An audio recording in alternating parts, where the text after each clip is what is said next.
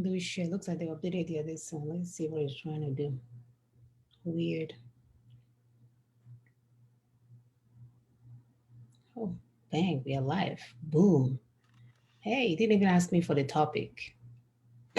Okay, something different today. Okay, sisters, we are actually live. I'm looking at myself here, very odd. All right, good morning, my people. I guess we must continue. Zoom, I guess Zoom has a new update. It just takes you straight to Facebook. Usually we'll ask you the title and the topic and all that stuff. You just showed us up, but that's okay. We are ready to go. Of course, my name is Mona Jim Saga, and I have my sisters here with me. I will have them introduce themselves so that we can actually be on time today. Sisters, please. Yeah, good morning, everyone. We thank you all for joining us. My name is Dr. Augusta Nasike. I'm here in Richmond, Texas. We have a lot going. It's for our people. We are not talking about the Igbo nation. So we want you to pay attention to what we're about to say this morning. Thank you so much. And Hey, good morning. Good morning. I'm here in Lexington, Kentucky, and my name is Dr. Ekwe Simon Okube. We appreciate you. We appreciate you sharing our videos, educating our people. Do your own part. We appreciate you. So before we go, in the words of Atul Gawande in his book, Being Mortal, you may never control the circumstances of your life, but being the author of your life means getting to control what you do with those life circumstances. It is not okay, my people, to just sit and allow life to happen to you. You need to be part of it. You need to be in the moment of your life and destiny, making intelligent decisions and playing active role in shaping the outcome of your destiny. Join us today as we give you information that will help you in making those crucial decisions in the days ahead. Thank you. thank you, sister, for that wonderful beginning. So we thank you guys so much today. We are so excited. You can see that we cannot stop grimacing. There's something cooking. The great Igbo ladies are here, of course, and we have a great Igbo man here on the show. So we are beside ourselves. So our topic today is infinite possibilities of the great Igbo nation. The infinite, the endless, to past eternity, keep going, possibilities of the great Igbo nation. And we're using the acronym TGIN. As I was thinking about it this morning, I came up with thank God it's now. That's what it also stands for. TGIN, TGIN. Thank God it's now. It could have happened 10 years ago to even last week. This is it, people. We have finally nailed the nail in where we need it to go. So thank you guys so much for joining us today. We are so excited. We have a guest in the house. He is fully loaded. He will be introducing himself. Last week, we had our Yoruba brother. He came in and he showed us what the Yorubas are made of. We are also looking for other people from other indigenous part of our country called the so-called contraption called Nigeria. So if you are bold enough to come out and promote your nation, please, please, please, please do not hesitate to contact us. We want to host you. Come and tell us about the infinite possibilities of your own great nation, because we know there's so many great nations implanted in that place, in that geographical space. We need you to come up and own it, because we are owning our own today. I don't want some people to get an attitude, hey, why are you talking about Igbo nation? Igbo nation, my dear, charge you go. We are here to tell it to you. We are ready to share this information. So as our topic goes, as weekly, we send that to our public. I'm sort of start with the introduction, which says that we will dismantle 1999 Constitution by activating power of peoples as the owner of the sovereignties. This is our professor, able professor Akintoye, with Nina's statement not so long ago. So for all our lives, we know that we have hierarchy of needs. The top of them all being self-actualization and self-fulfillment through pursuit of moral ideas and creativities, of course, for the purpose of our own sake and survival.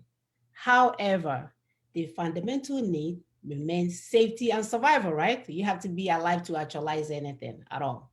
So today we are going to welcome our guest, like I mentioned earlier, a royal blood from Aguata in the current, that's where I'm from, by the way, Mama, in the current Anambra State. Maazi Stephen Afulukwe. He's an entrepreneur and a proud citizen of the great Igbo nation, TGIN, in the Lower Niger Federation, y'all.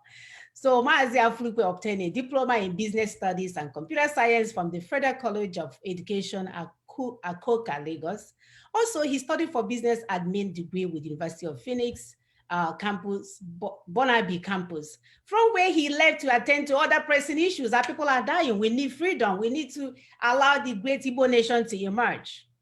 He left to fight for the freedom of his people. Of course, when we build this nation that we're talking about in our mother's tongue, that nation will belong to us and to our people. But when we build a nation in a foreign language where we have to always excuse ourselves because we don't want to offend or crowd this person and Monachi and the other person that didn't understand Igbo and cannot speak Igbo and they say, I'm not Igbo. We don't want to offend anyone. So when we build a nation that is still using other people's language, then we are talking about a Commonwealth nation. For a change, we are talking about the Igbo nation. Look at Russia, look at China. They deal language, they deal business in their languages every day, and they're proud of it. They run their government with their native language, and they're proud of it. So when we talk about TGIN, the great Igbo nation, the potentials and the prospect of a free and independent, y'all listen, independent Igbo, the possibilities, of course, are simply endless. I am so excited about the paradigm shift in thinking. For years, we were carrying Ibu and Danda, Biafra, dragging dead bodies that don't want to be dragged. With the great Igbo nation, I feel that the weight of the world has been lifted off our shoulders. Amen. For years, we, the great Igbo people, fought to make other people comfortable while we are inconveniencing ourselves. We don't want to offend them. Speak here, speak English, speak English. But when they get to the house, they will ignore us and be speaking their language. I will be forced to go and get dictionary and learn by force. So today we are saying, Chie Fugono. We are here to take back our prideful place and reclaim our once held glory. All hail the great people of Igbo nation. Please, Maz, do me the honor and introduce yourself. Thank you, my sisters. Thank you, daughters of the truth. And like I said the other day, what you're doing now, history will remember it and remember it in a glowing manner. My name is Stephen Ezafulukwe. I'm from Ogaina, Goeta local government area of Anambra State. I come from a large family, and growing up, I found out that Nigeria isn't really united. That there are different rules for different sections of the country. And this continued for probably 2001, 2002. And that was when a certain group started gaining traction, trying to do something about the imbalances, the injustice going on in Nigeria. And then I bought into it. And by 2003, I left Vancouver, beautiful BC, to Calgary, Alberta, where I now live with my family, and continued following up on what's going on back home, because I refuse to be comfortable in a foreign country. I refuse to feel like I've gotten to where I was going and there's no need to bother about home. Because you know what they say, East or West, home is the best. So that has been the driving force in my interest in what's going on with our people, how our people are targeted and shot and killed by Nigerian state actors. It started in Onitsha while P2B was governor of the state, and has continued even to this moment. So basically, I see a country that has been doing everything possible to make terrorists out of non-terrorists. And I have seen a country that has been doing everything to ignore terrorists and try to repent them, as it were, trying to force them into repentance, and after which they go back into what they know how to do best, which is terrorist activities. So to secure our people, I felt that NINAS has got what it takes. NINAS has got the vehicle. NINAS has got the system that will gradually, steadily, not looking back, guide our people, shepherd our people to the shores of freedom. And that's what I'm here to share with our people, that Igbo can be free. Amen. Igbo can achieve freedom by working with other people, by following the laid down rule and regulations by the United Nations for the indigenous nationalities. We can be free, we can be set free by following this program of action, which will lead us to exactly where we want to be. And this whole thing is actually being already acted upon by our people in Yoruba Oduduwa nation, that we can also do the same thing by making sure that we follow that rules that has been laid down by the United Nations. And that this is not miracle, it's not a magic. It is something that is carefully planned and being executed one day at a time, without confusion, without false promises, without you hearing something like it's been signed, sealed, and delivered. It is in our hand, our own salvation. We'll have to work it out by ourselves. We have to basically deliver what we are looking for by the steps we're taking, and not in any way bringing death to our people by either our ego running wild, or we refuse to just listen to common sense advice from people around us. Thank you, Mazi. You're welcome. Thank you so much. I'm telling you, I'm so excited. I hope I don't bust out of my shirt here. So God help me today. I am going to play a video to start with today. Stevie, can you tell us about this video while I pull them up?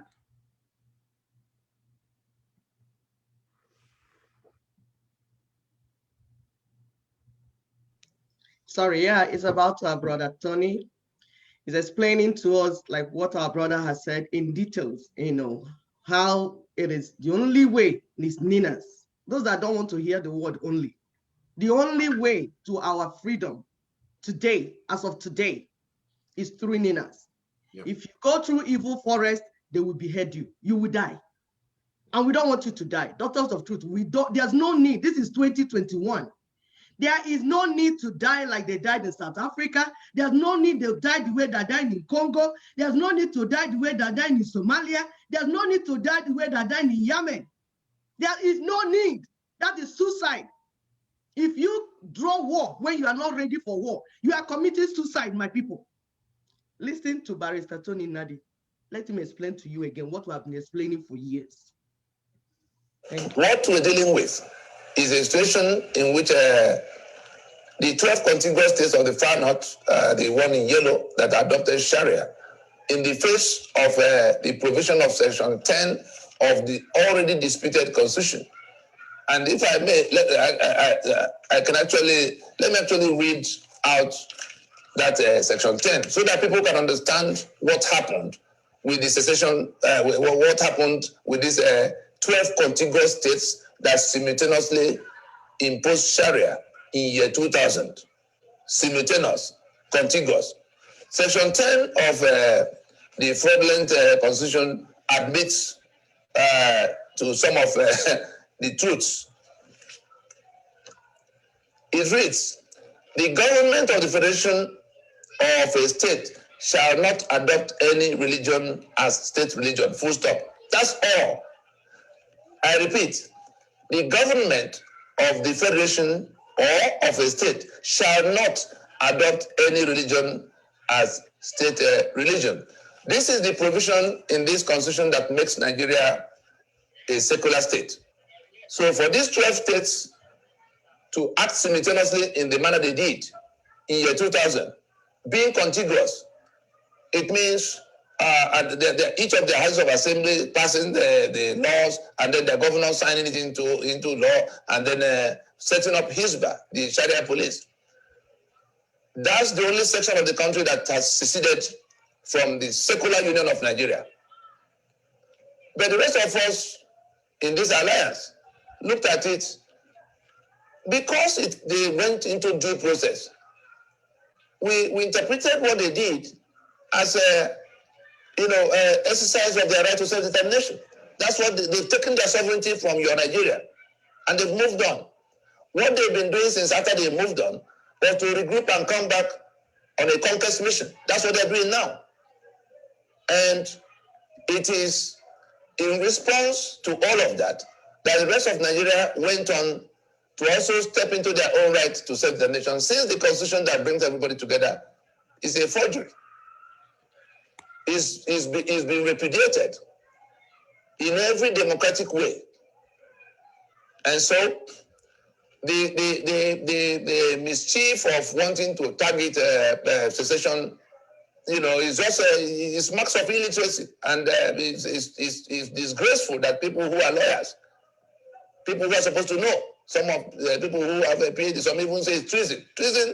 The only treason on the table right now is the treason of holding on to a forgery, a forged instrument. We did not make this constitution. The people who are standing on it to operate the Union of Nigeria, they know that it is a forgery and a fraud.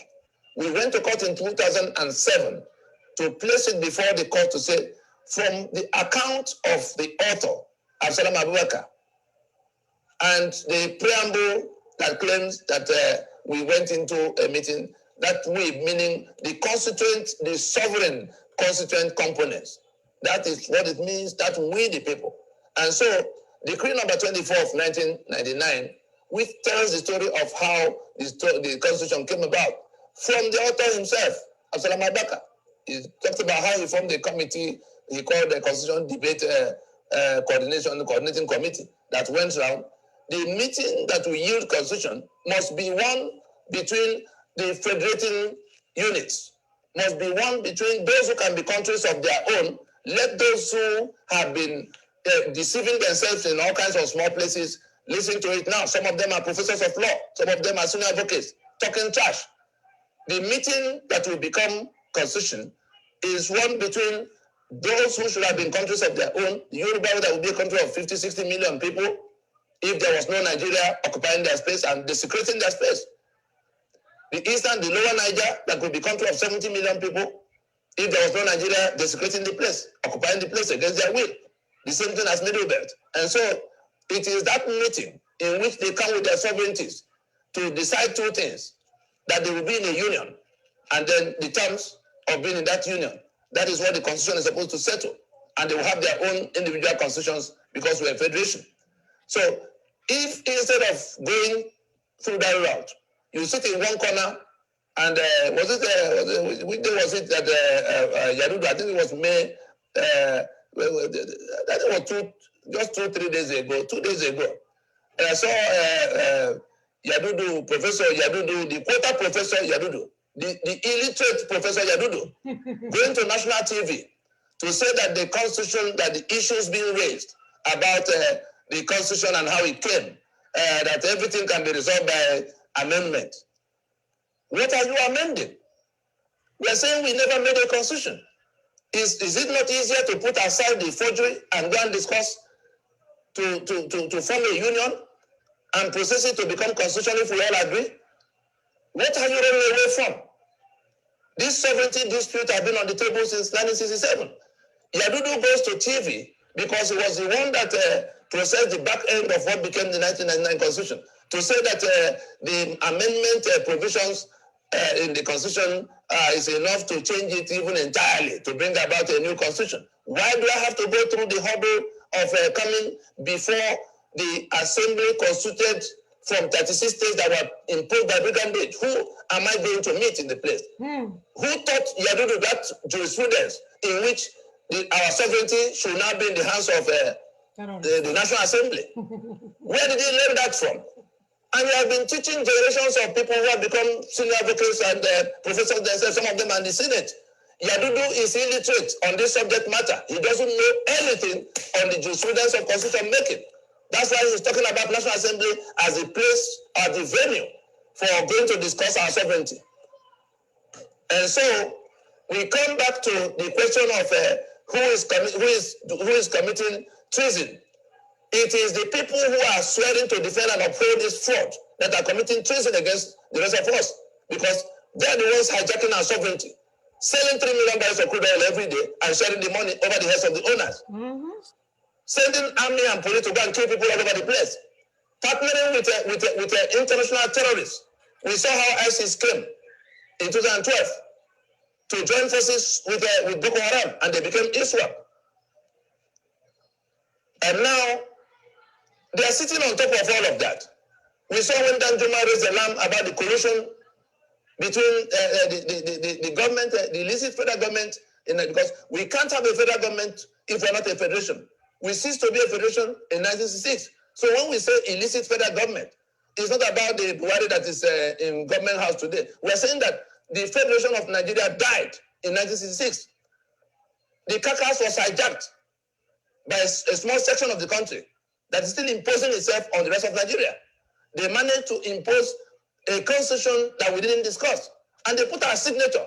They have the temerity to put our signature to that constitution, to say, oh, we made it. And we've tolerated it for 21 years. And people who are supposed to be rallying around the peaceful propositions of how to address the issue are still going around running their mouth, talking nonsense. Wow. That is our Supreme Court, the Igbo Nation's Supreme Court leader speaking right now, y'all. Oh, yeah. My goodness. This is inside our head here. So we thank you guys again for joining us. Please continue to share. This information today is very important.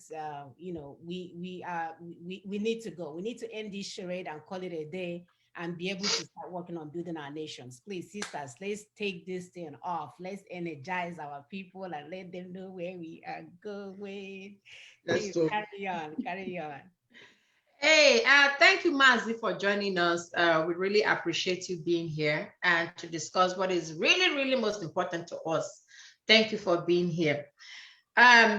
We've heard that Muhammadu Buhari, the present president of the, I don't know what to call it, Nigeria, or the Fulani, Nigeria. I don't even know how to pronounce it because that country now belongs to the Fulanis anyways. And the Northern Oligarchy. And, the wider network of the Sub-Saharan Africa, they've always wanted to have Nigeria as their own land. That's for the Fulanis. Yep. They tried that with Central African Republic. It didn't work there. So they decided to start moving downwards, move into Nigeria, occupy, kill the people, take their land and occupy the land. So they've been doing this. We have a president that is so impervious, or how do I even put it? He doesn't even care that the people he's supposed to lead are being killed because he's part of the people that want the Fulanis to come in and take our land. So while this is going on, the indigenous peoples of the South and the Middle Belt, they came under NINAS. NINAS is the Nigerian Indigenous Nationality Alliance for Self-Determination. So remember, the LSC has, informed the UN, informed the United States about what is going on, about the dangers of these people's occupying, these Fulanis occupying our land, what it would cost America, what it would cost the world, not just America, what it would cost the entire world. You can imagine if they succeeded in invading our land and sweeping over 250 million people out of that country. Do you know what the impact will be on the entire world? So we are, this information has been passed down to, UN, to US and all that. They all know and they are watching. You understand? So now, LS has done this for over 20 years. He has done this systematically, legally. He has been following step by step. Like some people were like, why hasn't it happened yet? We have to go through the protocol as it has been stipulated. so that mistakes will not happen. They'll say, okay, why did you skip step 2 and you jump to step 10? Go back to step 2. So that is why it is taking this long, but we are actually at the very end of the whole thing. Now, my question is, can you explain to our people, our deaf and dumb people? I'm sorry to say that because each time I go online, I try to make them understand why NINAS is the only way. Because they keep saying, oh, they're going to get this through de facto government, they're going to get this. Everybody has something going. But I know, particularly myself, and I know that NINAS is the only pathway that would get us to where we are supposed to get to, and in a timely manner. So I want you to explain to our people why NINAS is the best strategy that will successfully execute what we have been asking for. Thank you, Thank you very much. Thank you, Sister Augusta. The question of what NINAS has been doing over the years is rooted on the United Nations Declaration on the Rights of Indigenous Nationalities in nations around the world. And NINAS painstakingly took time to study this process, sought advice from the right sources, and has been working on this silently but steadily. A lot of people these days wonder, oh, what is NINAS? Where is this coming from? Well, this is a group that has been working behind the scenes, not seeking recognition. They are not ego trippers. They are not running on the strength of one person's identification or recognition, but a group energy, group effort that decided that, okay, this is the rules we have to follow, that the UN has given us certain steps that we must follow in order to get to that point where we can now say, okay, we're going for a referendum vote to decide where we are. So it is not magic. It's not lightning in the sky, but a system that has been proven to work, that will save lives, that will make sure that there is no hostility breaking out anywhere, that will be alive and live to see our place restored to its dignity with integrity as a hallmark in our leaderships. So it is not through confusion that we're going to succeed. It's a well laid down process that NINAS has been working on over the years through consultations, the right channels, like the United Nations, the United States State Department. This has been going on over the years, even though glory takers will be just hanging around. As soon as they notice something, they jump up and claim the glory. NINAS consistently remains silent and continues to advise our people not to lose focus, not to be taken through false promises, through sweet talks that end up costing lives. That we want our people to be alive to see liberation happen right before their eyes, and for them and their children's children, and not the concept of sending our gullible youths to go and die when their lives could be secured for the future country we're working on. So this whole thing, at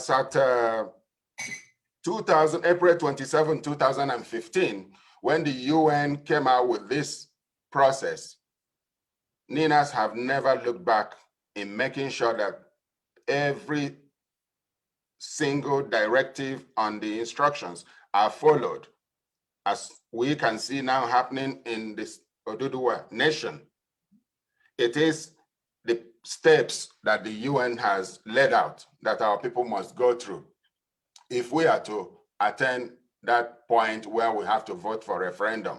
Because ultimately, this is what is going to happen. It doesn't matter the antics that Nigerian officials or Nigerian government is deploying, whether it's silence, whether it's secessionist, whether it's whatever tag they choose, they'll go. But the more important thing is that they are taken unawares. They don't know what is going on.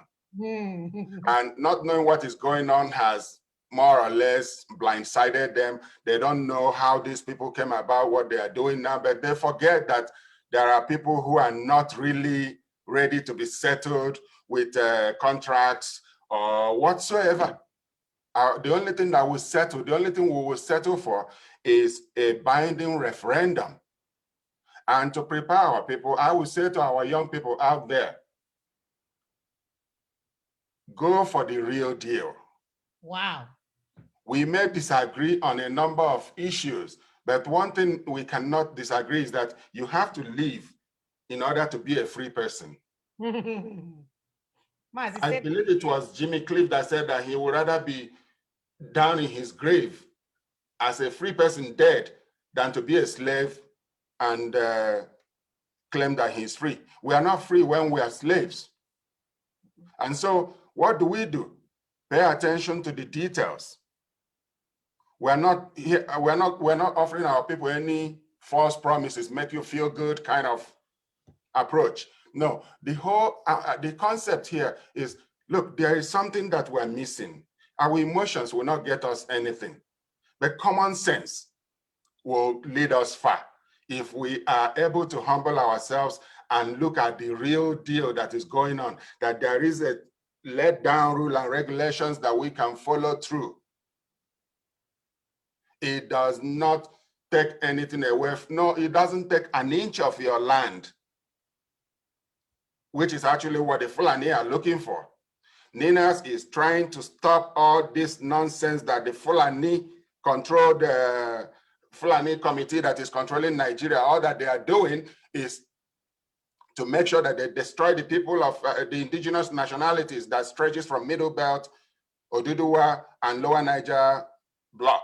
They are doing everything to make sure that these people are subjugated, that our people become slaves to them. Something they tried in Central African Republic and they couldn't succeed. That's what they are trying to repeat in Nigeria, and they are doing it, haven't taken control of all the means of violence in Nigeria, like the police, the military, and the military forces. Like Danjuma rightly said, they are not neutral. The Nigerian military is involved in what the Boko Haram and Fulani herdsmen or bandits are doing. There has been guns recovered from Fulani herdsmen that has the Nigerian military seal on it. So how do our people react to this? Listen to what Ninas is telling you, for this is the vehicle that can drive you to freedom. Pay attention to the details. It is not sweet talking you into taking from you, but rather to extend our stay here in our ancestral lands without being slaves to nobody, because we are free people. Ndi Igbo are free people. We can never be slaves to the Fulani or to any agent of the Fulani or to whoever. It won't work.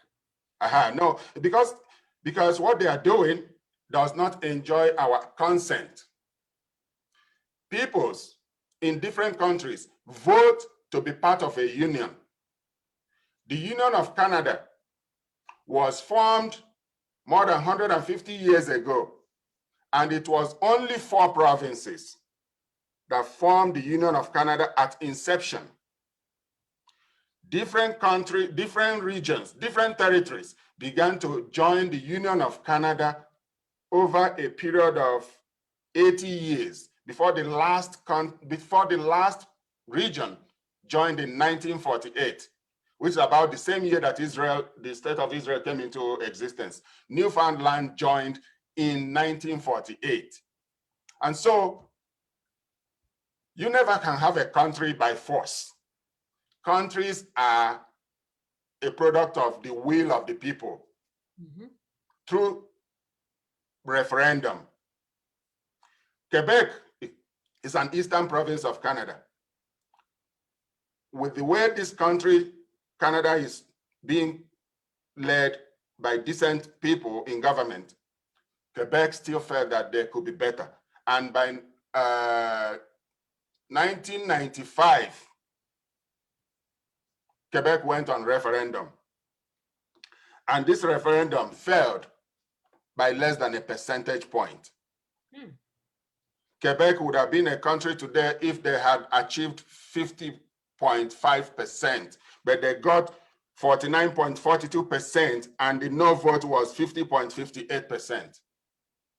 I don't know why current Nigerian minders are afraid of referendum, because if they really love Nigeria, if they really care about Nigerian people, if they really care about the Talakakwas, if they really care about their Lamajiri, if they really care about their cows, They should open up to referendum.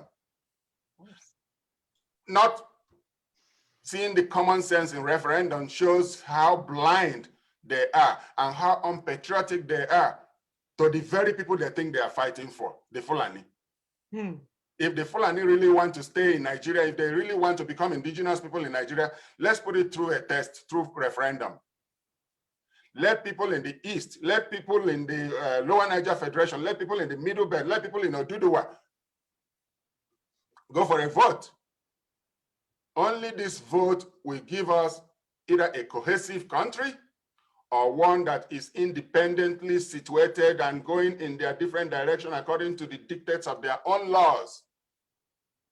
We cannot have people in Abuja who are so far removed from the realities on ground in our villages, in our towns, who are indirectly empowering the Fulani to be coming into our forests, into our bushes, into our farms with guns to kill our people, to rape our people, to basically alter the lifestyle of our people. And in reaction now, some people have become unknown gunmen among our people, things that are totally strange to who we are. This is not who the Igbo people are. We're nation builders, we're not nation destroyers. We're people who care about other people. And I know for myself, growing up, not a single day was any hatred planted in my heart against any group in Nigeria. I know. With the civil war that devastated our place, we were left in abject poverty. Still, right from primary school, nobody taught us to hate anybody. Yep. And so, seeing what has been going on with Nigeria, I believe that the best thing for our people to do is to rally around NINAS, identify with what NINAS is doing, embrace the fact that Igbo nation is more secured, more guaranteed to happen in Lower Niger Federation as a unified group, because in unity we will conquer. But when we are splintered, when we are broken, the enemy can easily go after each of us as individuals. And so the unity that I found in NINAS is what I believe will lead us to our desired destination. And that is a free, independent federation or nation states living side by side with each other in peace and unity. Thank you. Wow, thank you, Mazi. Outstanding. I am so happy about our TGIN, the great Igbo nation. And this is a nation, like we keep saying, that you can get on your own. You know, if you're a nation trapped in Nigeria, please rise up and start promoting your nation. We do not want people to get confused. And they say, I thought we are doing NINAS. Yes, there are so many nations under NINAS. So what we need people is to come out and own your nation, start propagating your own area. In that case, nobody is trying to drag you along. Nobody is trying to put you where you don't belong. Nobody is trying to take glory for who you are or take your resources. And we are not into resource control. Go and start building your own nation. Go and start gathering your people. Go and start motivating them towards their own nation. We've been dying for this. We've been praying for this. Why are we still confused about what we need to get done? So I'm going to play the next video today. This is our sister, Utumba.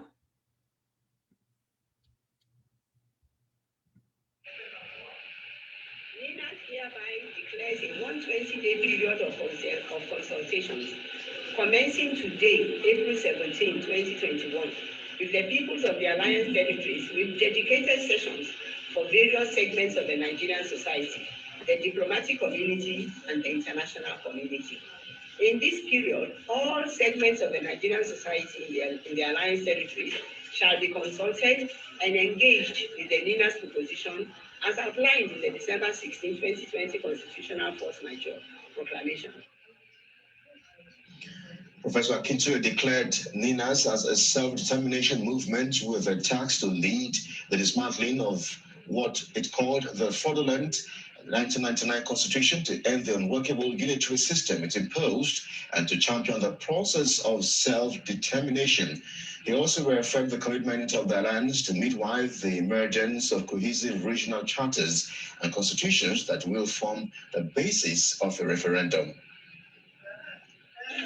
As a part of the engagement with this 120-day period, NINAS request all organizations and individuals who agree with the objectives of December 16, 2020 Constitutional Force Majeure Proclamation to declare their support loudly in public so that the task of enlightening, rallying, and mobilizing the populace to self-redemption may be expedited. All right, so that's the end of that video. I think I played it a little too early. I'll let you guys sisters, because I read it wrong. Go ahead. Yeah, thank you, Mazi, for being here. And you know, in the last comment that you made, you're like, they do not care that if the Fulanis actually wanted to stay in Nigeria, that we go through referendum. And that they, you know, even their cows, that they do not love anybody, they do not love their cows. Let me help you with that one. They love their cows. They're actually trying to get database for their cows. I mean, you can imagine what kind of a country gets the database for their cows and not for the humans that actually live in that environment. Anyway, so let's just continue. Now we're talking about the Igbo nation. We are talking about the Igbo nation.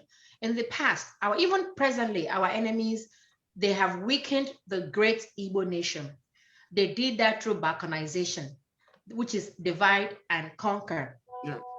They also dispersed our people all over the world. There is no place in this world that our people are not, I mean, there's this Yoruba, in those days, you know, there's this family, one guy that came and was telling us that he traveled with his team to somewhere. When he got there, he couldn't find any Igbo man.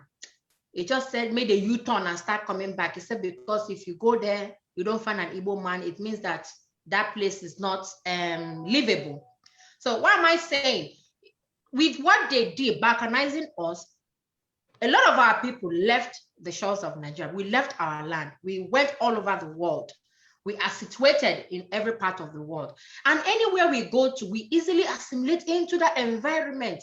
We get ourselves involved in what they do. We lose our culture, we embrace their culture. We even lose our food, we embrace their food. We lose so many of our things that we grew up with. We embrace whatever environment that we find ourselves. So this has been happening. And even within Nigeria, they also wickedly divided us into clans and states and all what's not. The reason is, if they split us into this region, we'll continue to fight ourselves instead of uniting. In South, we have majority of our Igbo people living in Rivers, Kalabari, Akwa Ibom. Yes. Even though they tried, in Rivers, they tried to change the names. Instead of Umuola, they'll change it to Rumuola and all that. So we know they've tried all these things, it's been working. In Middle Belt, about 40% of those in Benue State particularly have Igbo origin. Yeah. They do. Then if you say, okay, let us even move out of, you know, or go to some parts of Africa. If you go to Equatorial Guinea, you have Igbo people there. They even still speak the language, about a third of the country. You understand? Then we remember the slave ship that traveled all over the world, to America, to the Caribbean, to Jamaica, to Haiti. Our people are all over the world. Despite all of this, we are tied together by the Igbo-ness. We are tied together by the peculiarities. We are tied together by our food. We are tied together by our mode of dressing, our thought process, our ingenuity, our market days. Eke, Orie, Afo, and Nkwo. We are tied together by our culture, our language, a whole lot of things that we are tied together by. We know that some of these people will one day want to be part of this great Igbo nation. That is why I'm mentioning these places. I just want you all to understand that. So, but according to the 2007 UNDRIP, we've treated that on this show. There is no way we can forcefully ask these people to come. If not, we do referendum. So can you please talk more on this? Explain to our people why the Igbo nation that we're talking about, by the time we get our referendum, these people that are dispersed all over the world, trust me, they will want to be part of what is going on. So go ahead and explain further. Thank you, Maz. Thank you, Nick. It will be a transformational change. Referendum will be a platform, a foundation upon which our people can start building.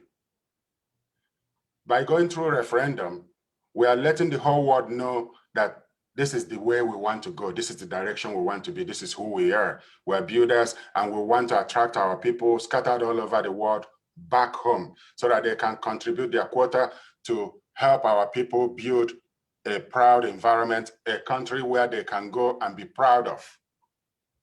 And I say this because I have seen it in different places. There is this island called Hong Kong. Hong Kong does not produce anything, yet the whole world wishes to go to Hong Kong. Hong Kong is a trading outpost. They sell what is produced in China, just like Dubai. These places are not made in heaven and brought down to the earth to stay.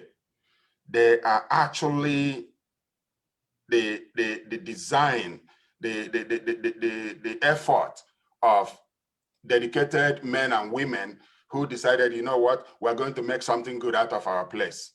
And so, yeah, through referendum, power will be given back to our people.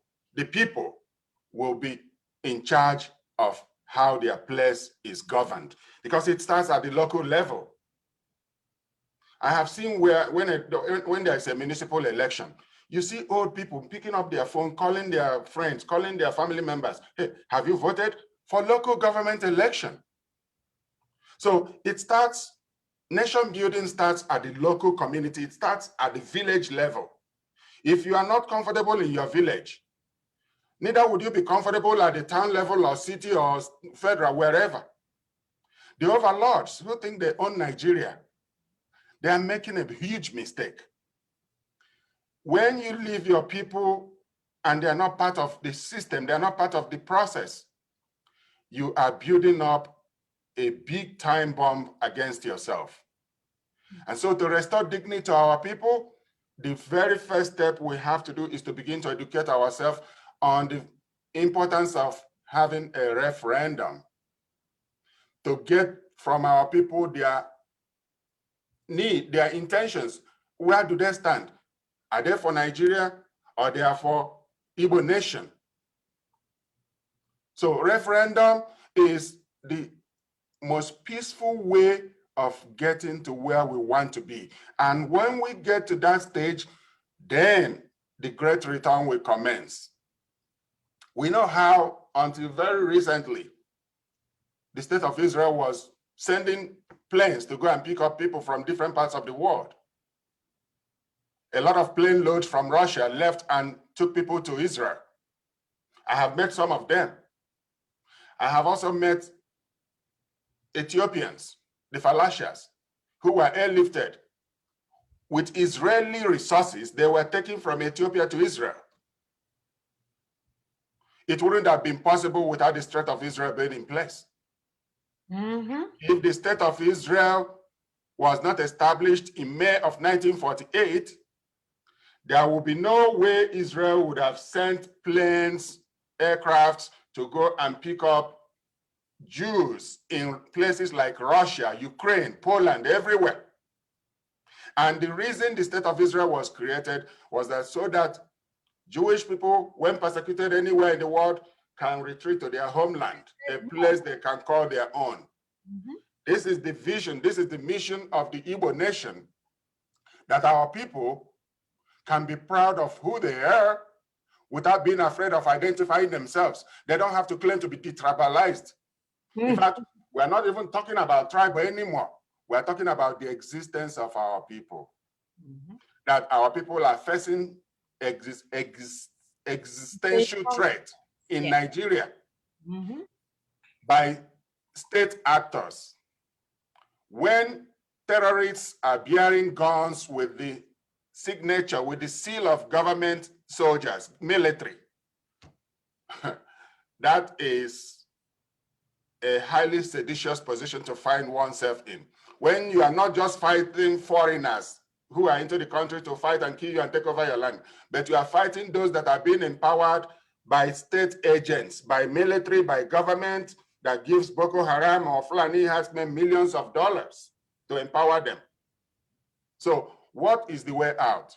The way out is for our people to pursue referendum call. Join NINAS that is saying we need a vote. We need a vote. it is the most peaceful and the least we can do to help our people. Because when we get this referendum vote in place, it will open up other opportunities for us to realize our long-held dream. Thank you. Thank you so much, my brother. We appreciate you. You put everything, you broke down everything. For anybody that say I don't have ear to hear, I got touched when you mentioned how State of Israel had to go and pick their people home when they were being killed. Every day we see Igbos being killed everywhere. It's not hidden. In Angola, in South Africa, everywhere. If we had a nation of our own, it's not something that you start doing meeting. Immediately, flights will be sent to go and bring them home because they have a home where they are not flies, they are not animals that will be butchered all over the world. That's what we're calling for a state of Igbo. That they did the state of Israel in 1948. We need Igbo nation so that we can protect our people, so that we can preserve our language, so that we can preserve our culture, so that we can preserve our existence on this earth. And we are able to do it. Thank you, Mazi. Thank you so much. You broke everything down. One thing, my sister. Yes, please. I usually say that patriotism is never induced. You love your country based on the opportunities your country represents in your life.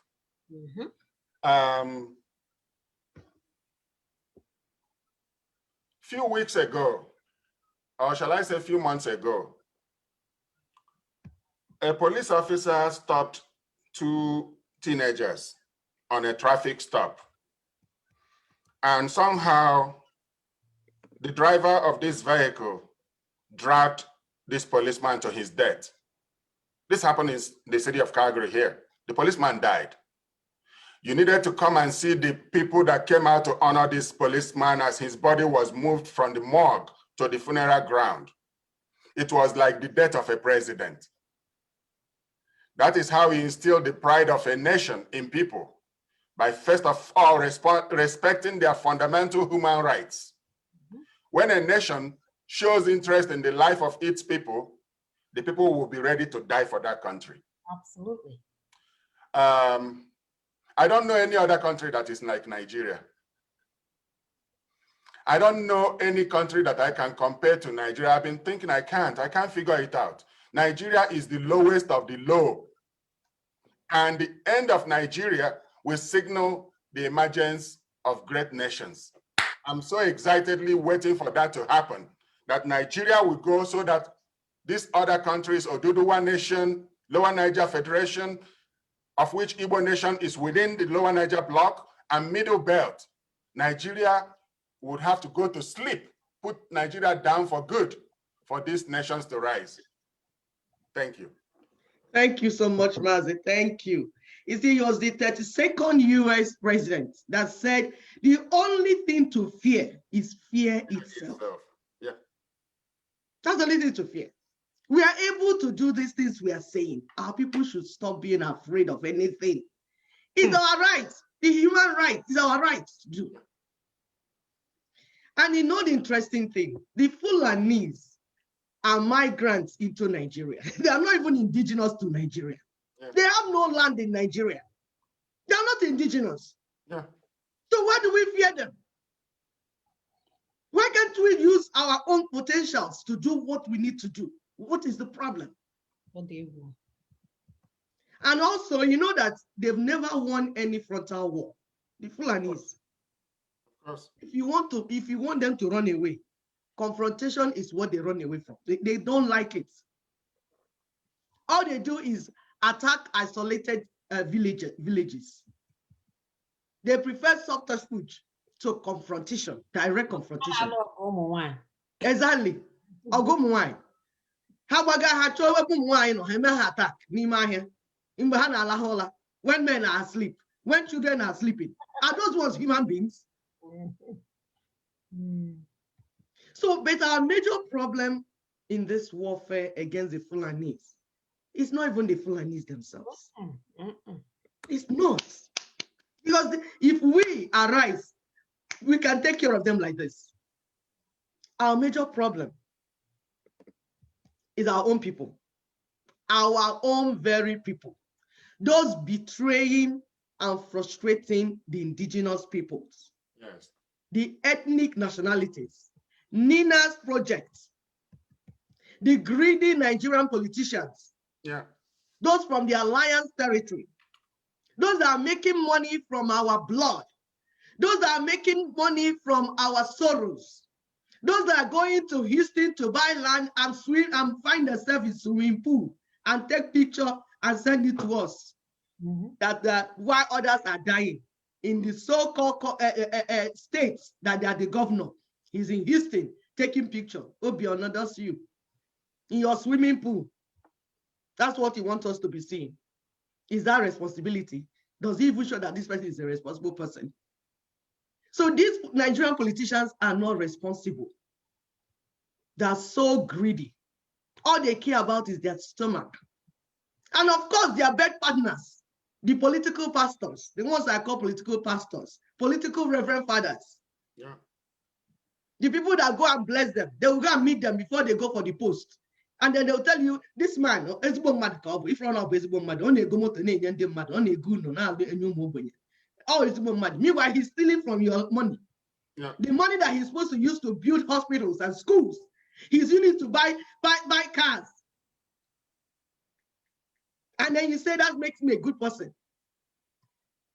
And you call yourself a pastor. But why are they doing that? Because they're giving them 10% of the stolen money. It's already sealed. It's signed and delivered.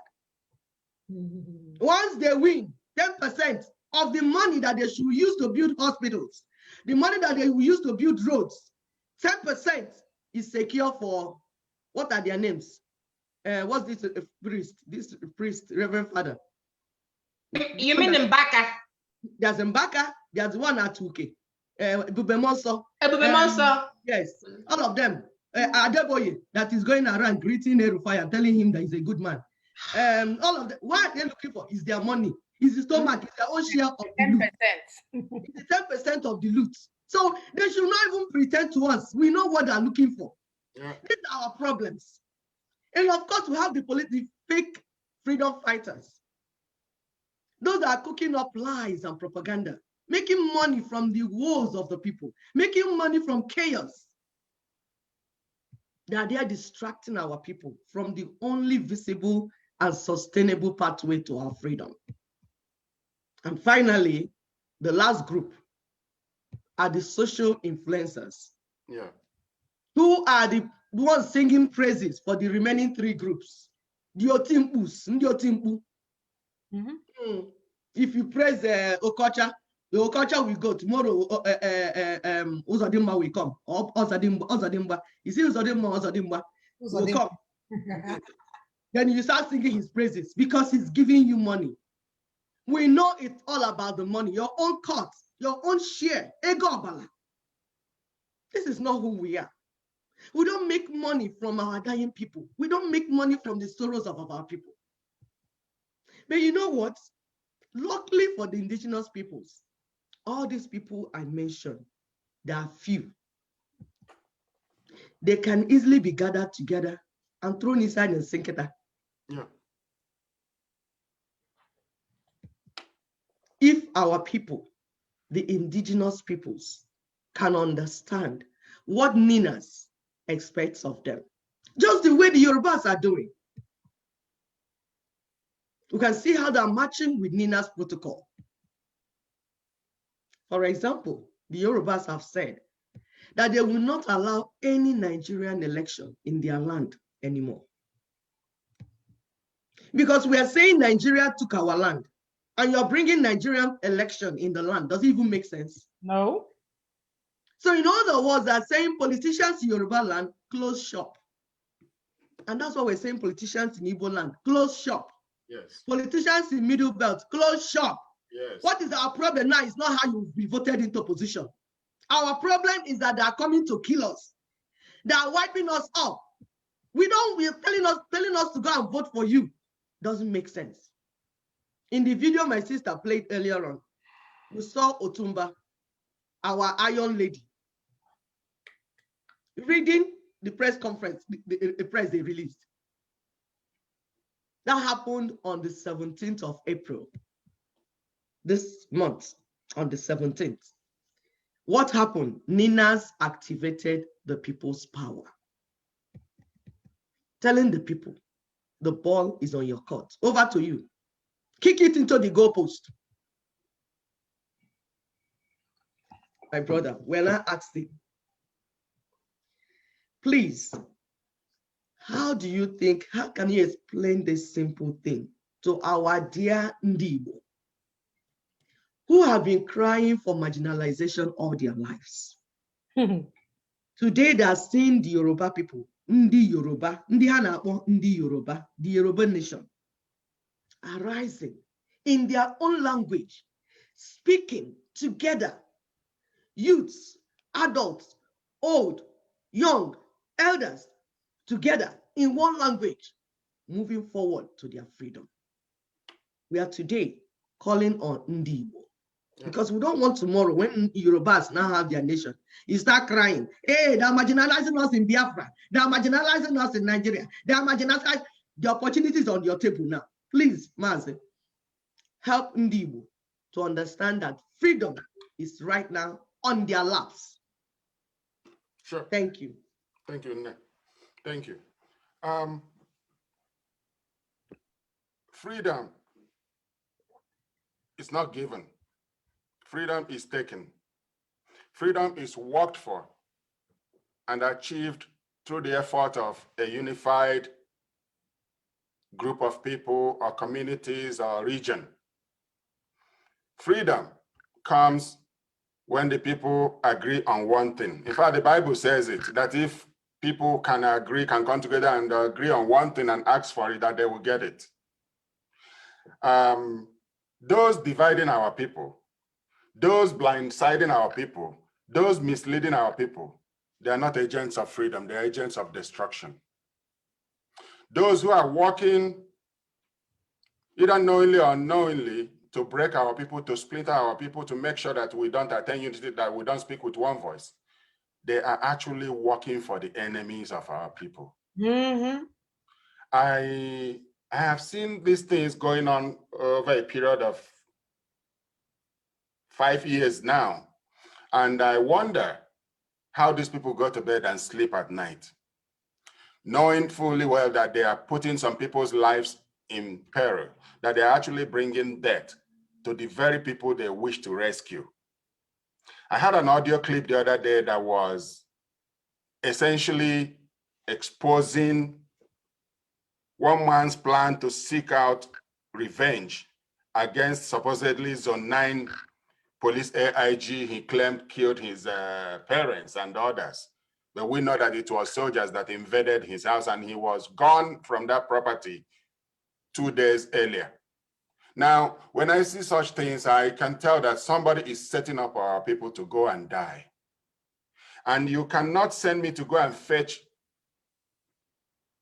some hot coals from our neighbor and then you send rain after me. I will not come home with anything that will help us to start our own fire to make our food. So what's going on with these divisive tendencies among our people is to slow down the progress of the train. They are working, I don't know if they know actually that they are working for the enemy by dividing our people, making mess of the whole effort of uniting our people, bringing our people to that realization that the key here is to ask for a referendum, to have peaceful demonstration, just like we're seeing in the Southwest, I mean in Oduduwa Nation, that our people should be coming together, should be talking to one another from the community level all the way to Enugu, Oka, Umuahia, or wherever, that our people should be out now saying, we want a referendum. We want to go for a referendum. And if only there is common sense in Nigeria, this is what will heal the wounds. This is what will heal the the brokenness of the country, that we can tell ourselves the bitter truth. It's not working. Nigeria is not working. Nigeria is done. And how do we get out of this trap? By pulling together, by following on the rules and regulations laid out by the United Nations for indigenous nationalities to attain freedom. We are pulling with all our people. Igbo nation is pulling with the BWS nation, with Oduduwa nation, with Middle Belt or Central Nigerian nation, with all the indigenous nationalities. We are all pulling together to ask for a vote. Like if you say, if people don't understand what referendum is, why would they be interested in going out on the street and dying? Where's the end game? What's the end game? I thought it's supposed to be freedom for our people. Let's go for that freedom by working with those who are leading us in the right path, and that is NINAS. Let's pursue what will lead us and the life of our people and future generations to the freedom square. We have to put away all the lies, all the propaganda, all the false promises that hold nothing in place for our people, and follow this due process that is leading somewhere. There's a destination here. The rebirth of nations. The emerging nations cannot be stopped by all the forces of this world once the time is due. And it is up to our people. It's up to our people. Nothing can stop us except us by ourselves. And from the look of things, we are not interested in giving up. This is the puzzle. So all those that are selling dummies to our people in the name of an independent nation without a roadmap, they are lying to our people. I don't care. If Ojukwu were to be alive today, he will agree with me that the lies that are being sold to our people will not lead to anywhere. And he's our father. We have all seen it. We have all seen how people are killed and dumped in the bush, and many are burnt so that their body are not recognizable. We have seen the emergence of unknown gunmen.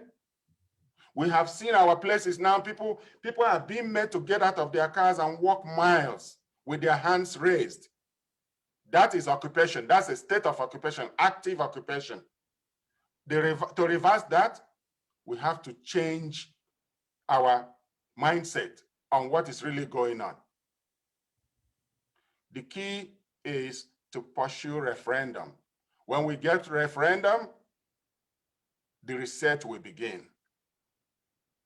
The actual work begins upon referendum. Then we can be able to begin to institute the rule of law that will restore dignity to our people and to the system. So all this confusion going on is not leading us anywhere other than grave. I cannot keep my children, for example, in a safe haven and then tell others to go and die, other people's children. Their mother becomes mothers without children, without breadwinners, without supporters, because some egomaniacs somewhere is urging their children, their youth, to go and die. We don't have to make that statement anymore in order to win global sympathy. We can win by working with the union of focused men and women drawn from NINA's territories of Middle Belt, Oduduwa, and Lower Niger Federation for the purpose of getting our people to that place we want to be, a point where we'll vote for a referendum and say, this is our decision. This is what we feel. This is how we feel about the whole country. So our people should give up listening to lies, because lies will not lead us anywhere. It's like a vicious circle. You're going in circles. You're not making any progress. You're not getting out of that hole. It's a shit hole. We don't want to make our place to become the next Somalia. The only way we can prevent this is to join the right vehicle to get to the right destination. If you just end up at the car park and you say, oh, you see any bus, you jump in, without actually finding out where this bus is going to, you will end up at the wrong destination. You will never get to where you're going unless you first of all find out where the vehicle that you are boarding is going to. And so the best spot for our people now is to join what NINAS is doing, which is to restore dignity to the indigenous peoples of the Igbo nation, of the Lower Niger Federation, Oduduwa, and Middle Belt. There is no other way. There is no other way. That is the globally accepted standard. In other countries, that's the way it goes. And since our people does not have any credible representative in a state or local government or federal, well, that's the reason we're going straight to demanding referendum, because all the saboteur governors are not for us.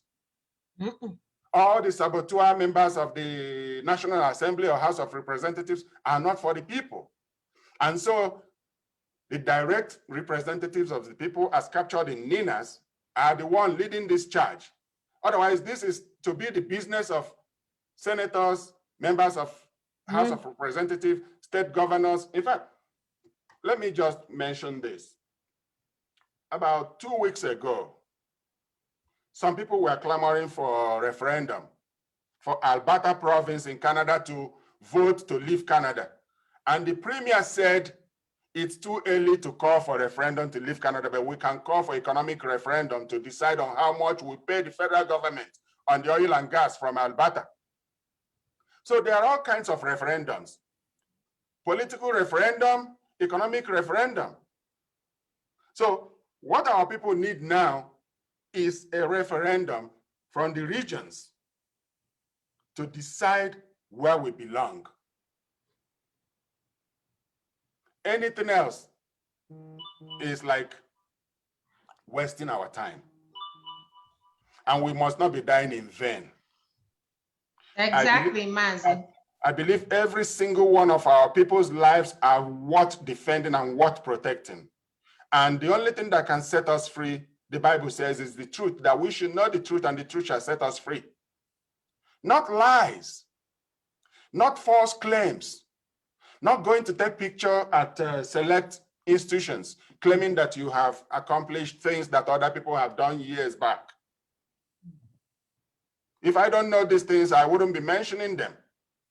We've seen multiple lies told to our people, to their own heart. Because one of the worst things that can happen to a people is to hear lies and believe on it that it is the truth. Mazi, before you even continue, I think we need to call out the names of these. We need to stop protecting these people. Let's call out their names. The way we know that Nnamdi Kanu has been scamming our people. We know a lot of people that are contributing, even as we speak, as we are, having our show right now.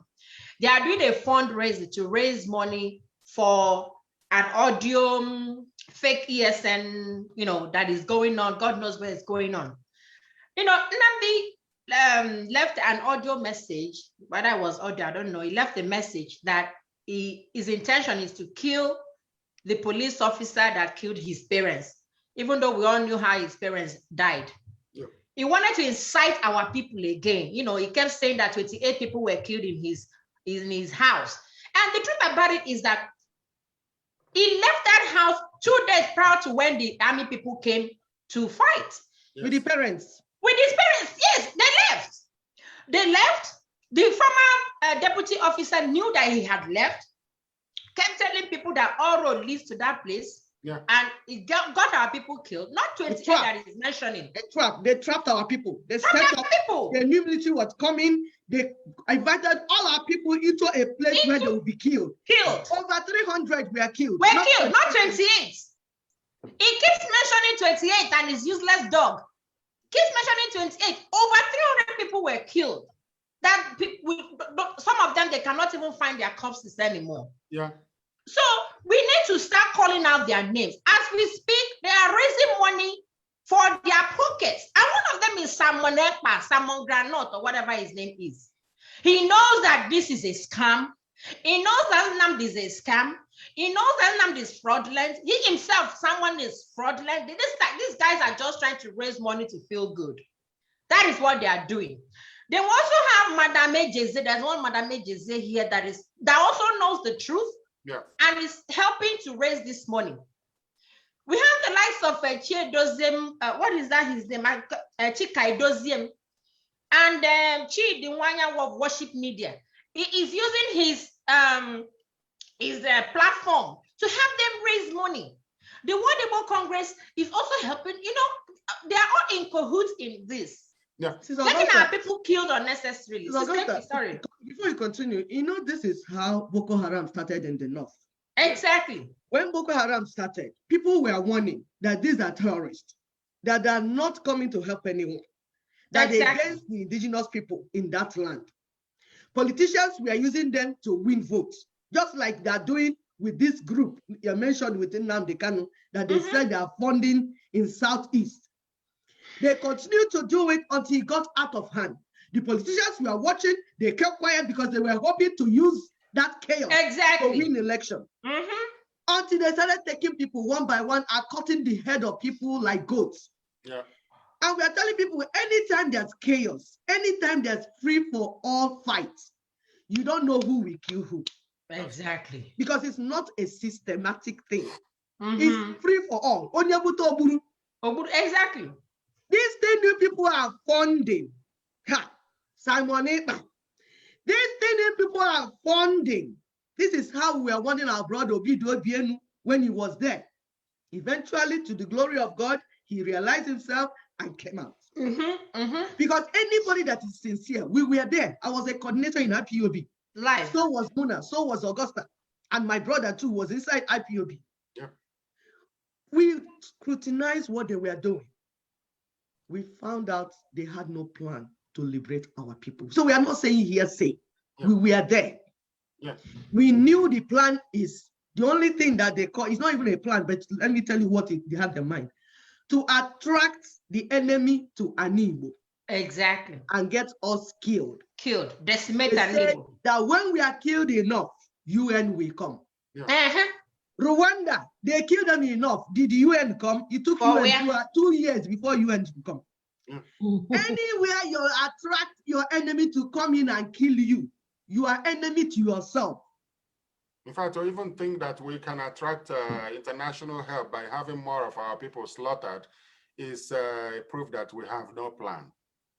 Exactly. And he is selling it to our people. The one that annoys me most are the women here in the US funding the killing. They don't know that they're funding. Oh, of course they do, because we've been saying it and they're just, turning deaf ears.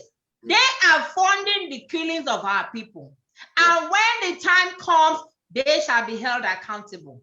Yeah. They are going to be responsible for the deaths of our people. They thought that they are trying to kill Fulani. That is not killing. He has not killed one Fulani.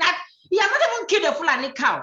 You see on this video he makes, they probably buy one cow, shoot the cow, and pretend that they kill Fulani's cow. These are skits. Video skits he makes to entice our people to go out there and rush and pay money to his franchise. Yeah. So let him continue. All those supporting him, you are complicit in what Nnamdi is doing. Later now you deny it that you didn't know. I know. You better know now. We are collecting their names, as they're sending out promos on fundraising. We are collecting your names and your phone numbers. So there's no hiding. You're actually giving us evidence. So please continue. The chaos is gaining ground because the state is falling. The state is gone. There is no credible government in Nigeria. And the reason I said it is because when the state is already indicted in being part of the Boko Haram, Fulani herdsmen terrorist organizations operating within Nigeria, it makes Nigeria a broken state. That is why you now have unknown gunmen going to raid prisons, setting off prisoners, breaking the prison or attacking the police headquarters. Well, these are the These are the indicators. There are clear indicators. There is no ambiguity here that Nigeria is gone. Mm-hmm. And it has given birth to what we saw in Somalia, warlord, where each community, each small community has a warlord in charge of that area. So to stop Nnamdi Kanu and his group or whatever they think they are doing to help our people, which is really killing our people, the thing that will settle all this is for us to go through referendum. When we get a referendum, a functional state will put them where they belong. I have no doubt that Nigeria cannot control what they actually started. Nigeria set this fire burning. So now we're trying to douse the fire. We're trying to put out the fire by calling for referendum so that we can be able to deal with all these skirmishes going on around us. We cannot do anything in this state of anarchy that is developing. But to restore sanity, let's go through a binding referendum that will be guided by the United Nations. If we get to that, all these other side dancers, the beat will change. They will stop, or they will go to jail. Wherever they are in the world, we will get them. We'll bring them to justice. As former president of US, George Bush, used to say, we either take justice to them or we'll bring them to justice. So we can do this, we can achieve this by going through a referendum. I will keep repeating this referendum because there's so much riding on it. Our place is being set on fire. Thanks to those who thrive in confusion, they benefit from it, they make money, they make living out of the confusion.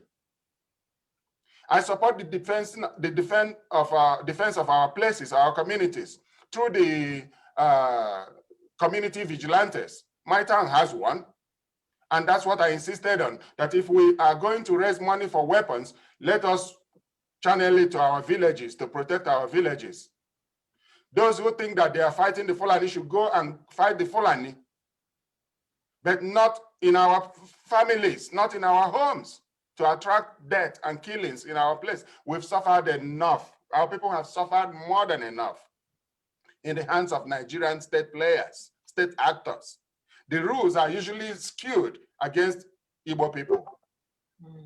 Igbo people cannot exercise their fundamental rights that other parts of Nigeria are open to exercising without having some police or military shoot at them recklessly.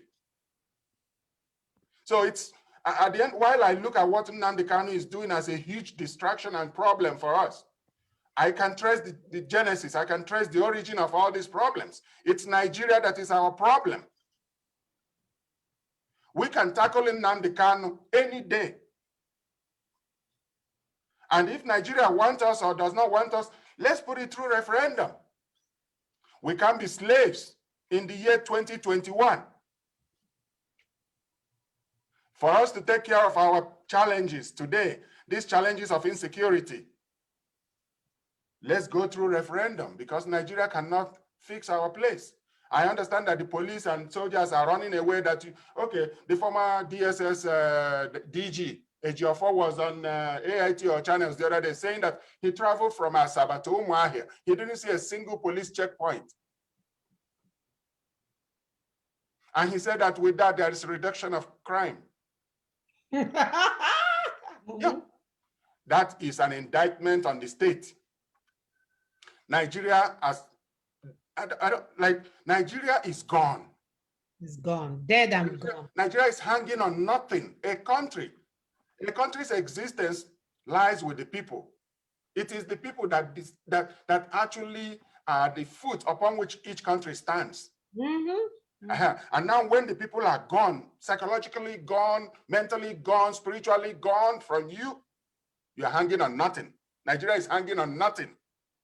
And so to restore dignity to our place, to restore security, to restore sanity, to restore normalcy in our place, there's a solution. NINAS has a program of action that can lead to restoration of normalcy, that can lead us to the restoration of dignity for our people, because I don't know of anyone who would rather prefer to die than to live, a normal person that is not mentally challenged. Brainwash people. It is Nigeria that made these youths vulnerable to believing lies, to believing moonlight stories to be real. We know growing up that stories told under the moonlight is not real, like Akukombe. It's not meant to be believed. But when people begin to believe Akukuifo to be real, something is wrong somewhere. Yes. And I trace it again to a failed system. 2 weeks ago, I reported people protesting here they were not wearing masks. And you know what their protest was? The city's direction that everybody must wear masks in public places. Hundreds of them were marching without wearing any mask because they don't have any other major political concern to agitate for. Guess what? Not a single one of them got shot or arrested or issued any ticket. Now, these rights have been denied from Nigerians, that they cannot even hold peaceful rallies, peaceful protests. Otherwise, the Fulani committee will tag them terrorists. So our people, we need to begin to wake up to the reality that, look, these are the things we need to do to take back our land. It doesn't matter wherever you are born or wherever you find yourself. The place you are living is your place. That place is where you should be seeking for your fundamental rights to be enforced. There is no country called Nigeria anymore. Nigeria is gone. So the need is, how do we bury this thing very well so that it doesn't bother us at all? Bury it and clean up. Like there's a huge cleanup ahead of us. Trash. As far as Nigeria is concerned. My brother, thank you so much. Go you. Go ahead. Okay. Yeah, what I wanted to say is that once we get to that point of cleanup, all this nonsense coming from different groups setting our place on fire, they will be naturally taken care of. Yeah, and it will happen. Trash. They were part of the cleanup. Yes, and because Levi's no job for Ghana. You have a name, I need you. Yeah. In the spirit of Ejiofor, for the people that are bringing war to our land, that want us again to be reduced to 1967, 1970 era, where they destroyed everything in land and they gave us 20 pounds each to rebuild. Yeah. We have not even finished rebuilding. We are even still trying to bring people and encourage them to come into our space to begin to rebuild. Now, they are going to destroy the things that we have built and we are trying to strive to build. We want, my sister, we call out their names. Why we are calling their names is for their relations that are watching this show, to call their loved ones, to say that Daughters of Truth, call their name as the people sponsoring the killing and the destruction of an Igbo. Call them on the phone. Sister Gosa is going to call their names one by one. You know them. Listen very well. Call them, share this video, share to all your friends. Tell them to call their loved ones. The Daughters of Truth have mentioned them as the ones sponsoring the destruction of an Igbo. Go ahead, Sister Augusta. Thank you, Sister Ekwe. So this is the fundraising they are trying to, I'm sure it has already started, but because it was scheduled for now. So I will just call the people that are hosting and their distinguished guests. We have the chief host as Lady Chinyere Onwunye. The deputy chief host is Chinyere Onyechere. Then we have the special host, Chike Doziem, Madanne Nanyanya, Chukwemeka Nzurumike. Then we have other hosts, other members. We have Dr. Clem Okoro. We have Miss Caroline Okorafo. We have Miss Lady Prestige. We have Baba Chijioke. We have Ndidi Amunum, Ndubeze Jasi, Chief Ogwefi, and Maxwell Dede. Then we have the handlers and the anchors. Simon Ekpa is in Finland. We have Chinwe, Edie Nwachukwu. We have the Boyed, I don't know the name. Then we have the Master of Ceremonies. We have Anthony Obilon. Dr. Chidi Wanya of Worship Media is based in Canada. You are allowing them to use your platform to kill our people. Later now you will say Jesus Christ did something to you. We also have Joe of Webu and Priest Onyebuchi. Then we have a special guest of honor. We have Dr. H.U. Nwachukwu. We have Engineer Tobena Onwunyi. We have Barrister Jiofo. We have Nze Godwin Aji and Madam Ejeziem. They call her Mama Biafra. She's in Biafra land. Mama Biafra, you are the one killing our people because you are paying attention to this thing. You are part of those killing our people. We have Bishop Comfort Ubani. We have Dr. Julius and Mrs. Stella Badua. We have Christian Onaka, Adama Uka Brown, Austin William, German Joy Baron is in Belgium, Ezenwanye Ezebuilo, and Royal Highness Onyekwere Okwando. Royal Highness, you are killing our people. So this the Zoom meeting has already started, and the essence is to raise money to support ESN, that is audio ESN, that is non-existent. That is what they are doing. So we just have to call up your names. If you have family members, please, parents, keep your kids away from these hoodlums. That is who they are. Sister, we continue. If you want to do war, take the war to your enemy's camp. Don't attract war to your land. That is ancient way of doing warfare. Yeah. This is 2021. Look at America and learn from America. They are just calling in their military from Afghanistan, right? That they sent in 20 years ago for 9/11. They attacked them once. They relocated their military to their land. And America was safe since then. Moving forward. So when you have issues, what you do is go to your enemy. That will make your enemy to leave your land. That's right. If you want to fight war. That's right. You do not go to your land and attract your enemies into your land, because your civilians will fall casualty. Your people will die. You will destroy your properties. Everything will be destroyed in your land. Yeah. You will reduce it to Somalia. And you are sponsoring the man that says you want to reduce an Igbo to Somalia. Please go ahead. Moon, I think that's a video. Right. Okay. You want to tell us about this video? Yeah, this video is about the rally in Yoruba land, because we are telling our people, anything that is worth doing is worth doing well. Yeah. There is a system. We are following it. And these Yoruba people are following it. Nobody's shooting them. You can see nothing like that is happening there. Because in this negotiation, part of it is that so far you are in this protocol, your enemy will not shoot you and you will not shoot your enemy. It's an internationally acceptable standard. But you have to be in that negotiation, not outside it. Please, Sister Mona, play. Socio-cultural groups in Yoruba land has demanded creation of the Yoruba nation. The group on Saturday converged at the Mapo Hill in Ibadan despite heavy presence of security agencies to register their grievances over the state of the nation. A correspondent, Kunle Ojo, again reports that the group decried the spate of killings, maiming, kidnapping, and other social vices going on in Yoruba land, stressing that the people of the region could no longer tolerate the level of injustice. Some of the leaders of the group who spoke at the rally said the movement remains unstoppable, adding that the agitation for creation of the Yoruba nation is on course and is achievable.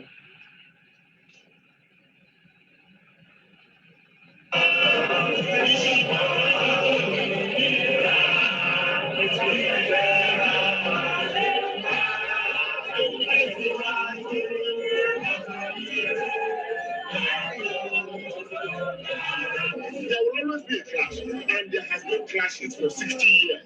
We are saying, is it not time? Please echo the people around here. They'll tell you it's too late. And the proof has been in the last few years, where in part of the called federation are saying the land belongs to them. And they have proved it by killing everybody who claims to own land with him. You thought you were going to get a change. Have you got the change? So if the answer is no, Do you want to go another 8 years of another mirage? We just hope that our people, peace-loving people, will not be annihilated. But we will not wait for that to happen. If you ask me, what is that as a religious ideology? Okay, you don't want to go to school. They don't prevent you from going to school. Members of other nationalities who spoke at the rally declared their support for the Yoruba nation as championed under the leadership of Professor Banji Akintoye. Thank you, Sister Mona. It's the nation building is what everyone is part of. You start from the grassroots. You don't need to kill anybody for it. You don't need to kill your people for it. Everybody will agree. We all want freedom. But we want to follow a protocol, not anarchy, not chaos. We don't want chaos. You see the caliber of people in that rally. You see how they're speaking in one voice. See the type of it. We don't know how to explain to our people anymore. Like what happened on the 16th of December, 2020, which is the day the ethnic nationalities took back their sovereignty through constitutional force majeure. According to Nina's protocol, these nationalities are equal and have power to do whatever they want with their sovereignty. Yes. Because that's how, that's the 2007. So no one should dominate the other one. The Ijo will start as Ijo. Igbos will start as Igbos. Yorubas will start as Igbos. We have up to how many ethnic nationalities?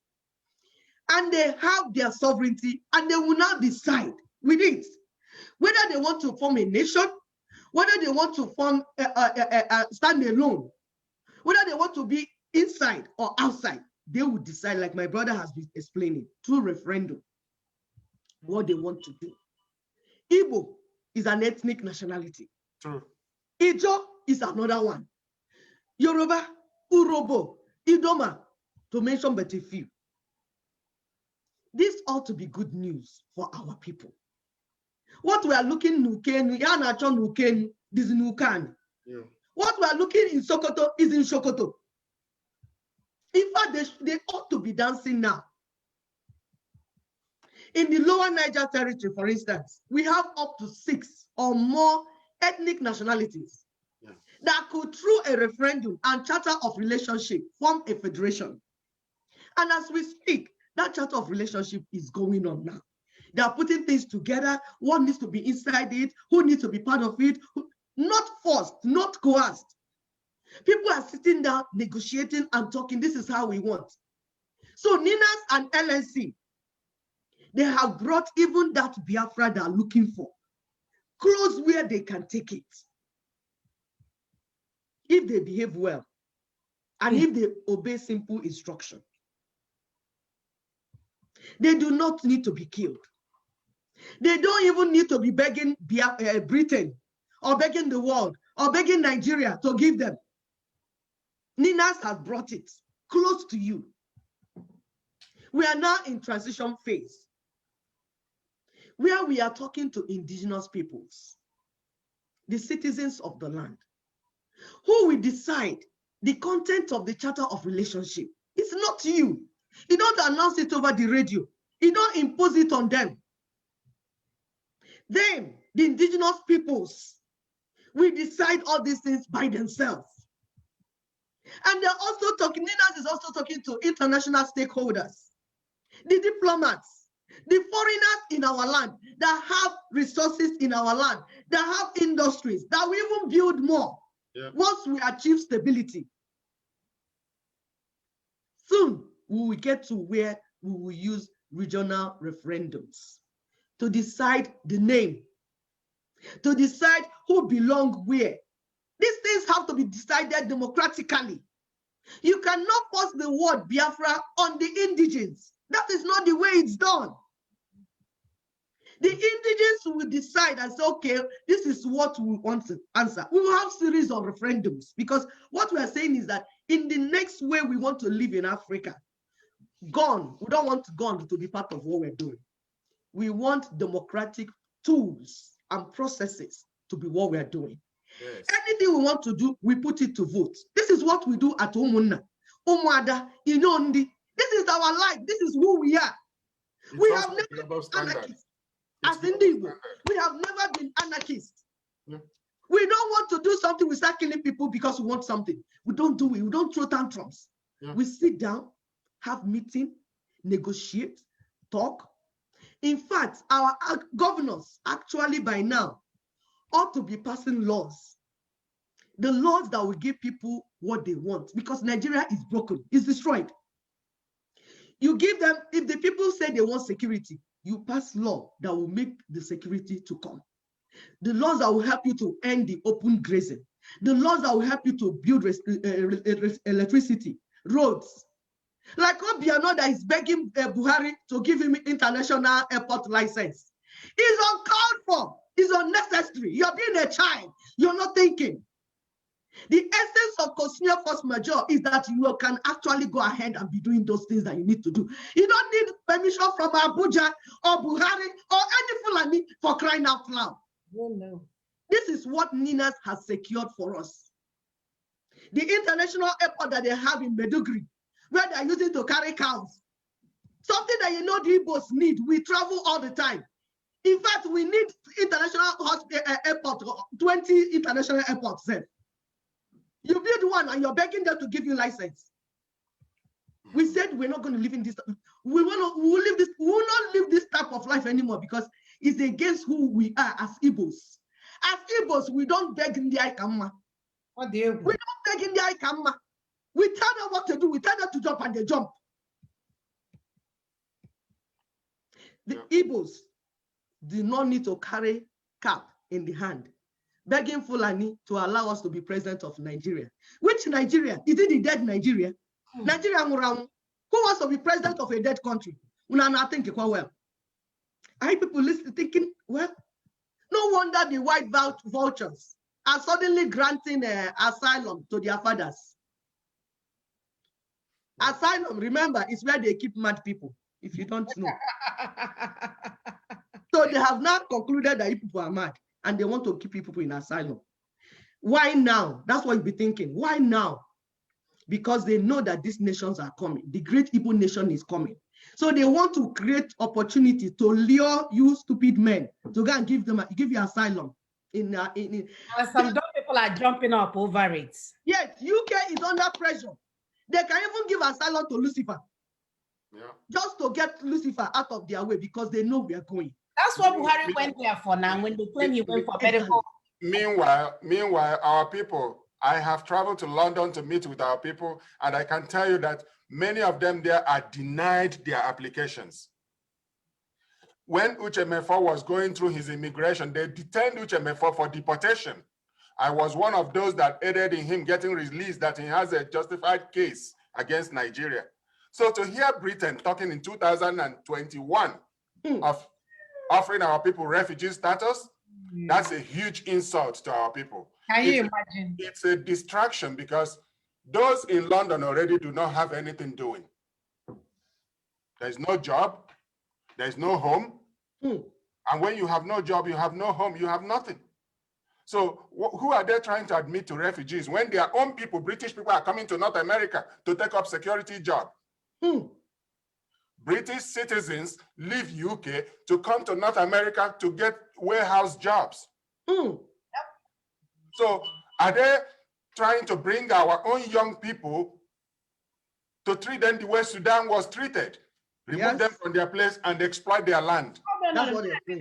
That's what the British are planning to do for our people. They are nursing home waiting for them to go. They want our men to be cleaning the private part of people in the nursing home. Yeah. That's what they want to reduce our They men. should take care of their needs and let us be. Yes. Britain should take care of their needs and let us figure it out. They should hands off Nigeria and let us deal with our situation.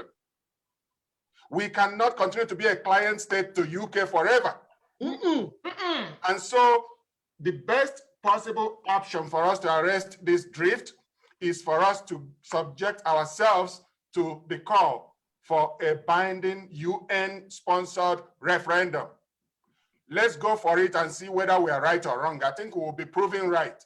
that Yep. our people want freedom. Yep. So all these lies, I mean, I'm looking at WIC as you were talking. I was thinking about WIC.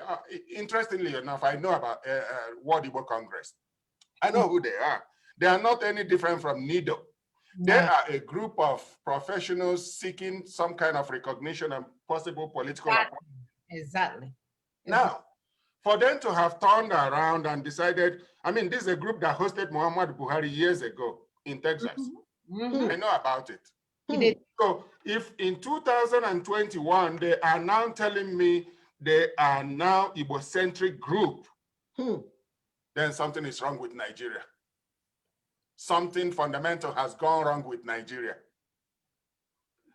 What's the solution?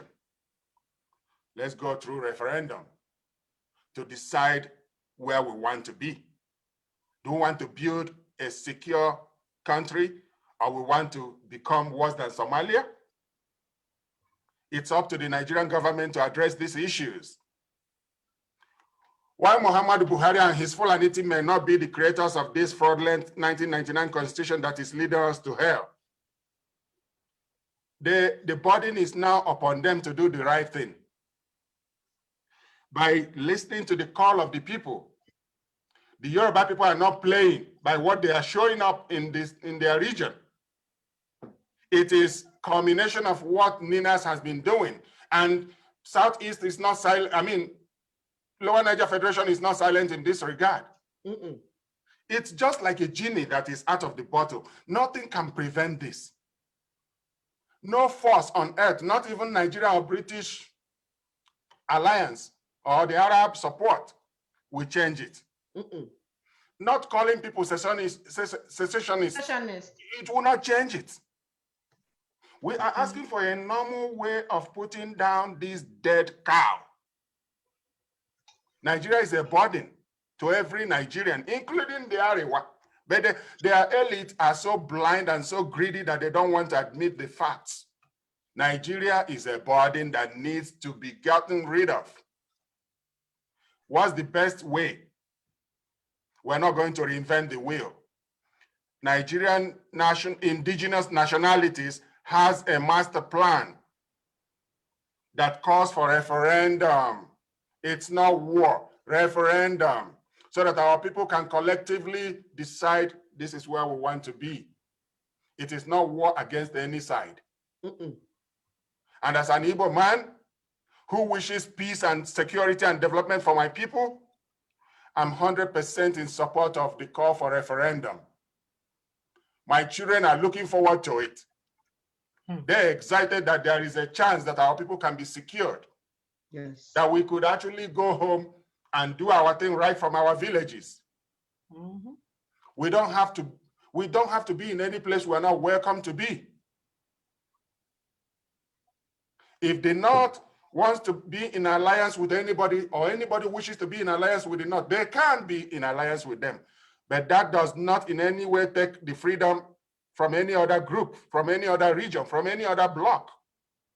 We are free people. We can never be slaves to the Arewa or Fulani. So they are behind all this confusion that is going on. And to restore dignity and sanity to our people, common sense demands that we key into what is going on. If you think that Lower Niger Congress is such an elitist group that you cannot follow up with what they are doing, pay attention to the details. Because after the long write-ups, there's always the summary. What do we need in all these things? Freedom. How do you achieve freedom? Through referendum. How do you organize referendum? The world has to come to it. When it's organized, we'll get to where we're going. And we don't have to fight anybody. We don't have to even hate on anybody. Onye si na se egbu na ya bụrụ ajọ, ọ bụrụ na ha demand ihe dị njọ. So our people need to start waking up and seeing what the reality demands, that we need to follow in the right channels to get to where we need to be. May God bless Igbo and bless all that is following the path to liberation. Absolutely. We are super excited about this new phenomenon called Igbo Nation. TGIN, the great Igbo Nation, thank God is now. Yeah. It could have come at a better time. You know, our people are yawning all over the world. When you watch documentaries about brown people all over the world, whenever you find them, you will see that they are all suffering. You can see that they're waiting for this great nation to emerge, for them to begin to come home. Like our brother Stephen said earlier, that Israel was able to send flight to go and pick up their people. That is in a position, we want to be able to position ourselves in a safe zone where we can say, oh, when we see this group of people, and those people, there's a place in Honduras that the origins of that island, they said they originated from bites of Biafra, from Nigeria. Yeah. So we know that these people are like us. Immediately I saw this guy, one looked like my nephew, one looked like our friend, one looked like even one guy that is doing Nina. So it's obvious that our people are everywhere suffering. They're trying to take away their ally from them. We need a stable nation. And it's not a difficult thing to think about when you think about what we can achieve with our nation. We're not dragging anybody around. We are not forcing anything on anyone. We are not trying to take over, marginalize. We just want to have a safe place where our people will speak our language without the fear or feeling uncomfortable because we don't want, the other people are not hearing our language. I have never been in any place where the Yorubas are doing whatever and they are concerned if I'm hearing Yoruba or not. And I appreciate that. That's what even white people love that. I appreciate that about them. You know, yes, if I want to know, I will ask them, they will explain it to me. But when it comes to us, we will say, oh, there's one Yoruba person here, we can't speak Igbo. Then we'll start speaking English as if English will waka and you know, how come Elizabeth is not speaking Igbo? So my people, we need to get our confidence back. We need to take back our pride of place. We need to begin to identify who we are. We need to pass on this thing to our generation.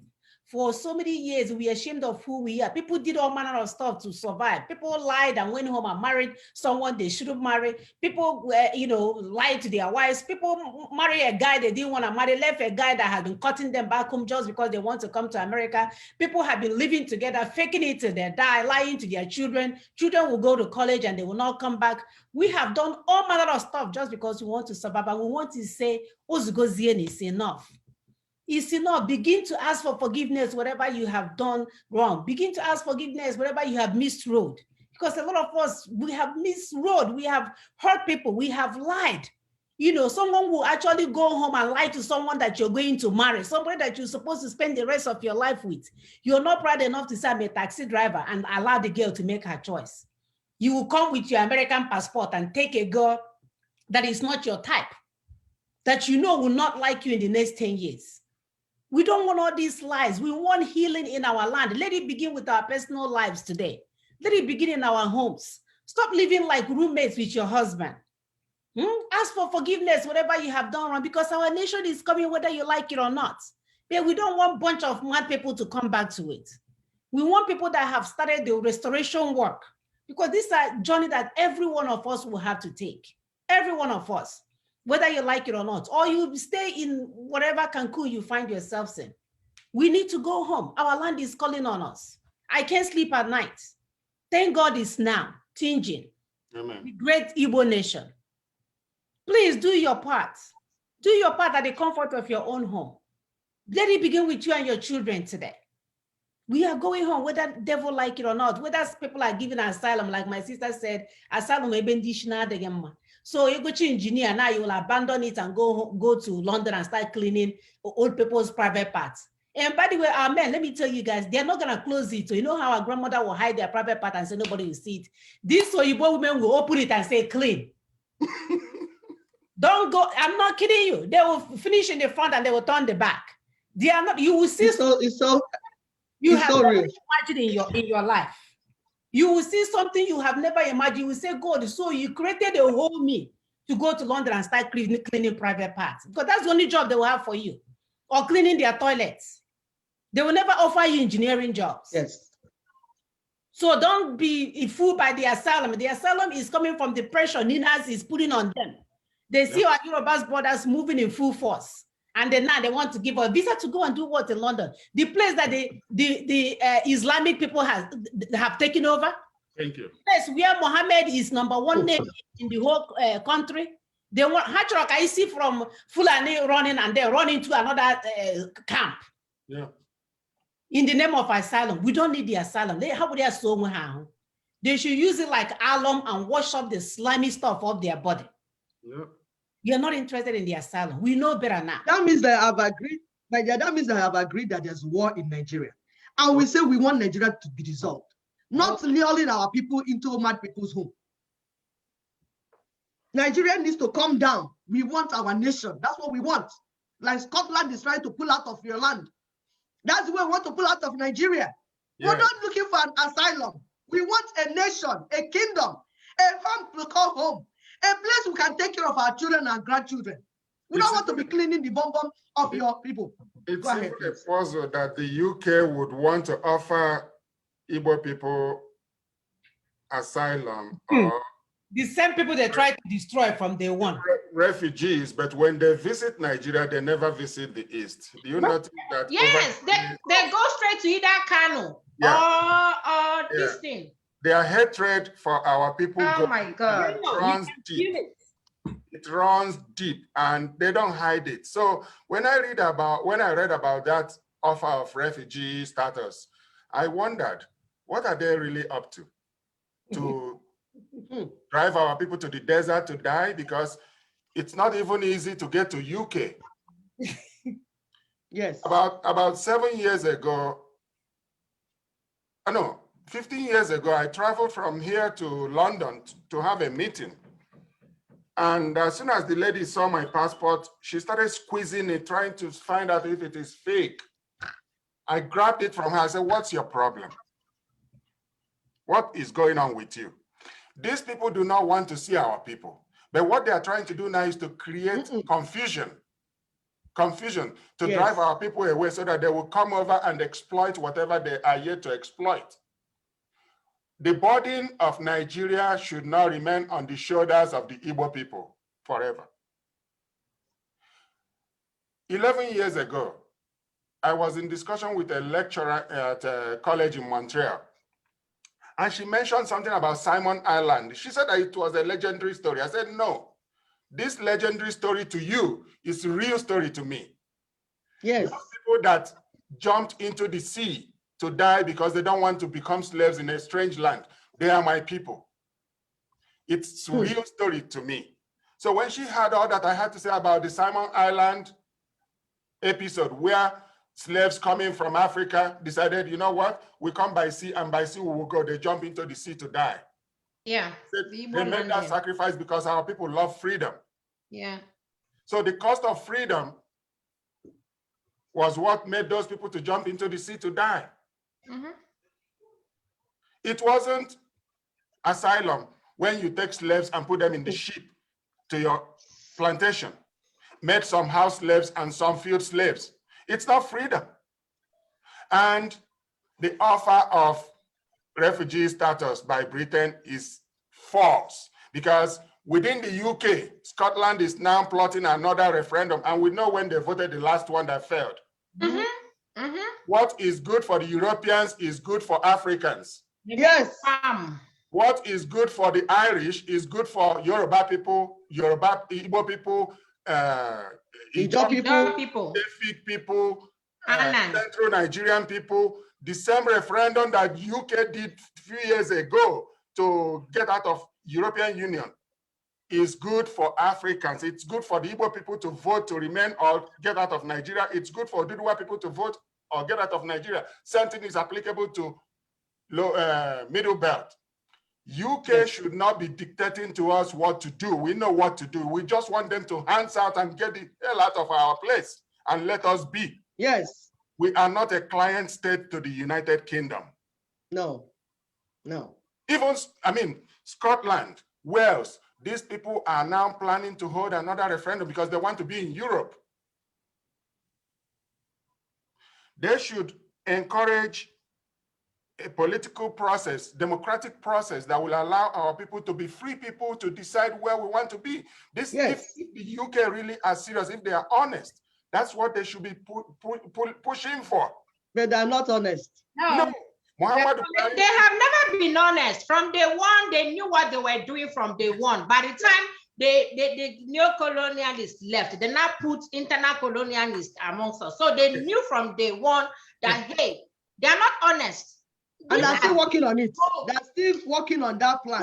And honestly, these people that are killing our people, causing confusion in our land, I'm still going to find out. Most likely they are being sponsored by Fulanis. Thank you. They are being sponsored by Britain. Thank you. Because rather than extraditing Nnamdi Kanu, they are not. So they are probably sponsoring him to cause chaos in our land, so that the Ninas project will fail. But we are promising them this project will not fail. Amen. Because when we talk of referendum, we are not talking of the one that people is contributing, are contributing 5 naira, given to an armed robber to say give them referendum, election, referendum. It's not that type of referendum, not referendum of election that we are talking about. We are talking about the one from Ninas. Yes. You will see it orchestrated. You will see it line by line. Nobody will shoot you for it. Nobody will kill you when you're trying to put that vote. This is what we are trying to secure. That's what we're trying to make sure. That the day you will go for that referendum, you will be honored. You will stand. You will vote freely. And then you get the result and you'll be proud of the result. Whatever that is worth doing is worth doing well. Right. Right. I knew when the Sudanese were going through were voting for their referendum about 10 years ago, God knows how long ago it was. There was excitement in every single South Sudanese that I came across in this city. They were so excited about the potentials that lies ahead of them in an independent state. The British attitude toward Igbo people as indigenous nationalities have not changed from 1919 till this date. When they shot and killed our mothers, popularly called Aba Women Riot, the killing took place at Owerri because these women were protesting the fact that they are placing taxes on them to go and use to fund the First World War with Germany. So for refusing this, they shot and killed 2 of them, and the women organized. And way back, I found out that Southern women were unified. Southerners were unified all this while. Yoruba, Igbo, Efik, Ijo, they were all together. When you go through the list of the women that were killed by the British enforcers at Obudu Ranch, because Calabar was the headquarters of the administration back then, these women moved from Owerri through Aba into Obudu.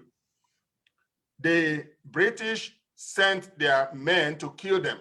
The list of the dead women included Yoruba women, Igbo women, Bini women, Ijo women, Efik women. The British haven't changed.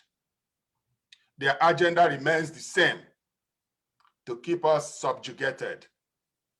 And the only thing that will change it, and we will never stop until we achieve it, is referendum, according to the plan of Ninas. This is not an individual thing. It's a bigger group that is demanding for this. It's greater than 75% of Nigeria's indigenous nationalities. I don't see Nigeria succeeding in this regard. I don't see the foxes trying to outwit us in this regard. So the die is cast. They should just make up their mind that there is no going back in this matter. We're not going to be distracted by the little fires they are starting in our communities, all those minor fires they are trying to trigger to set us on fire. I don't mind all that they are doing, but at the end of the day, the international community must step in to get it done right, not to keep the British business going. We're not subject of Britain. We're Africans, we're Igbo people, we're indigenous nation. They cannot continue to divide us by introducing all kinds of games and tricks, trying to mislead the gullible. We've come a long way. Some of us were born during the war, or some were born after the war. We understand the role of the British. And so we're asking them to change for once, They should change that which is good for the Scots, for the Welsh, for the Irish, for the British, that which is good for Quebecers, Quebec in Canada, that which is good for any other country out there that gained independence in the last 50 years is good for the Africans. It is good for the Igbo people. It is good for the Lower Niger Congress. It is good for Oduduwa Nation. It is good for Middle Belt. There is no denying this. Delaying this can only create more problems for Nigeria and for Nigerian supporters. Thank you very much. Thank you so much. Thank you. And you see, that's why Ninas intentionally moved towards America and UN, because we know the foxes in Britain, we know what they can do. We know what is in their mind, that they will never repent. They will never change.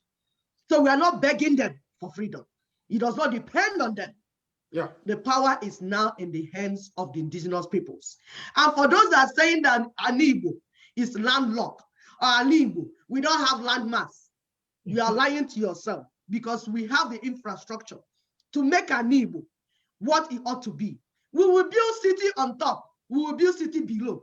We will build, Japan is there, for example. We will build railroads underground. We will do all the unthinkable think in this world. What your mind cannot even think, we will do it in Igbo land. So we will build in the air as well. We have where we're going. We will build in the yes, air. We will build in the air. Anyhow. We will suspend bridge. We will suspend it. The question we will suspend bridge in the air. The question of being landlocked is an oxymoron. And the reason I call it that way is because it just doesn't make sense. And who is it coming from? It is coming from the killers. It is coming from the enemies of the Igbo people. I know countries that are landlocked. They are thriving. In Africa, Uganda is one of them. Uganda has no sea lane to their country. Their containers come through Mombasa or another port in Kenya. From there, they put it on trains or trailer and drive it into Kenya. What is landlocked? Does it mean that you cannot have airport, like Anambra State just got denied airport? People that travel, people that are into commerce and industry cannot have international airport, but the people only who travel only to Saudi Arabia has international airport in almost every state in the north. Is that a country? So for me, let's just get through the referendum stage. Let's get to that referendum and find out what our people want. If they want to stay, we will see. If they want to go, the referendum will prove it. So being landlocked is nonsense. It's a stupid thing to even imagine that you will tell somebody that they are landlocked. I mean, what about the small countries like Monaco? No. What about if I want to be landlocked? I'll lock myself in there and do whatever I want to do. Why they're building dry seaport in Kaduna? Yes. Guess what? We're not landlocked. And even if we are, they should let us deal with our problem. It's none of their problem. Please. Exactly. None of their business. None of their business. It is just maybe in the absence of anything tangible or credible to offer us as parting gift. They are doing that. And I remind the Nigerians, the one Nigerianist, whether they are of Igbo extraction or wherever they come from, the Egyptians gave gifts to Israelites as they were living. What is Nigeria giving us as we are planning to leave? Is it trying to confuse us that there is no way by the Red Sea? They should let us go. If we perish, we perish. Amen. None of their problem. They shouldn't bother about what we become, how we will fight ourselves because we don't like ourselves, we hate each other. Yes, but let us be. Maybe you introduce that hatred among us. Maybe we do not hate ourselves at all.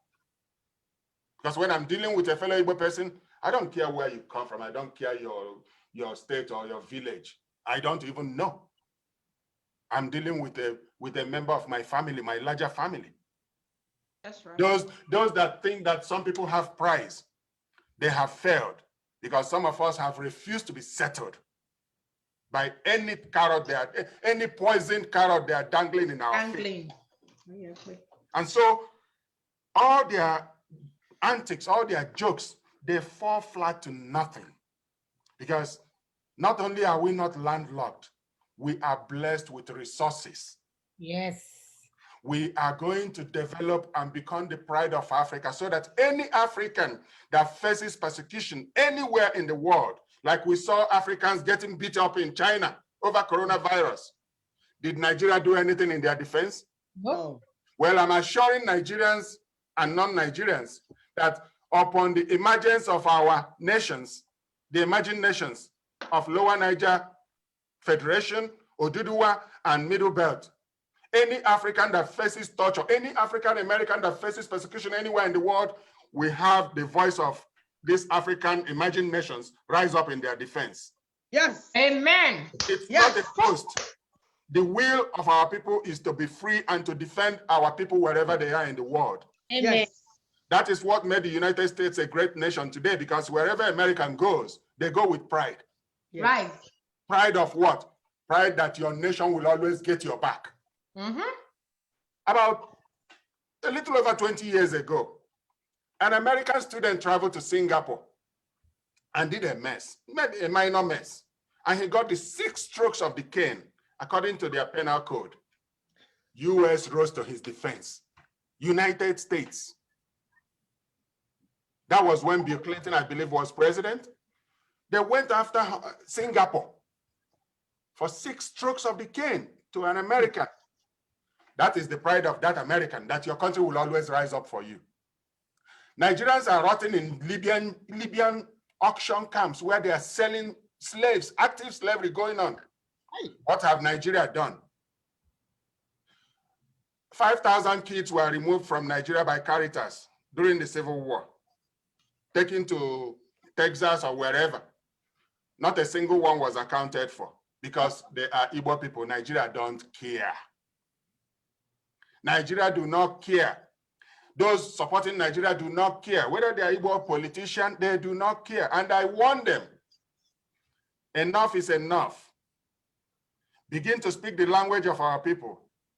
Give up on politics of deception and cheating and start looking for the very interest of our people that has been neglected over the years.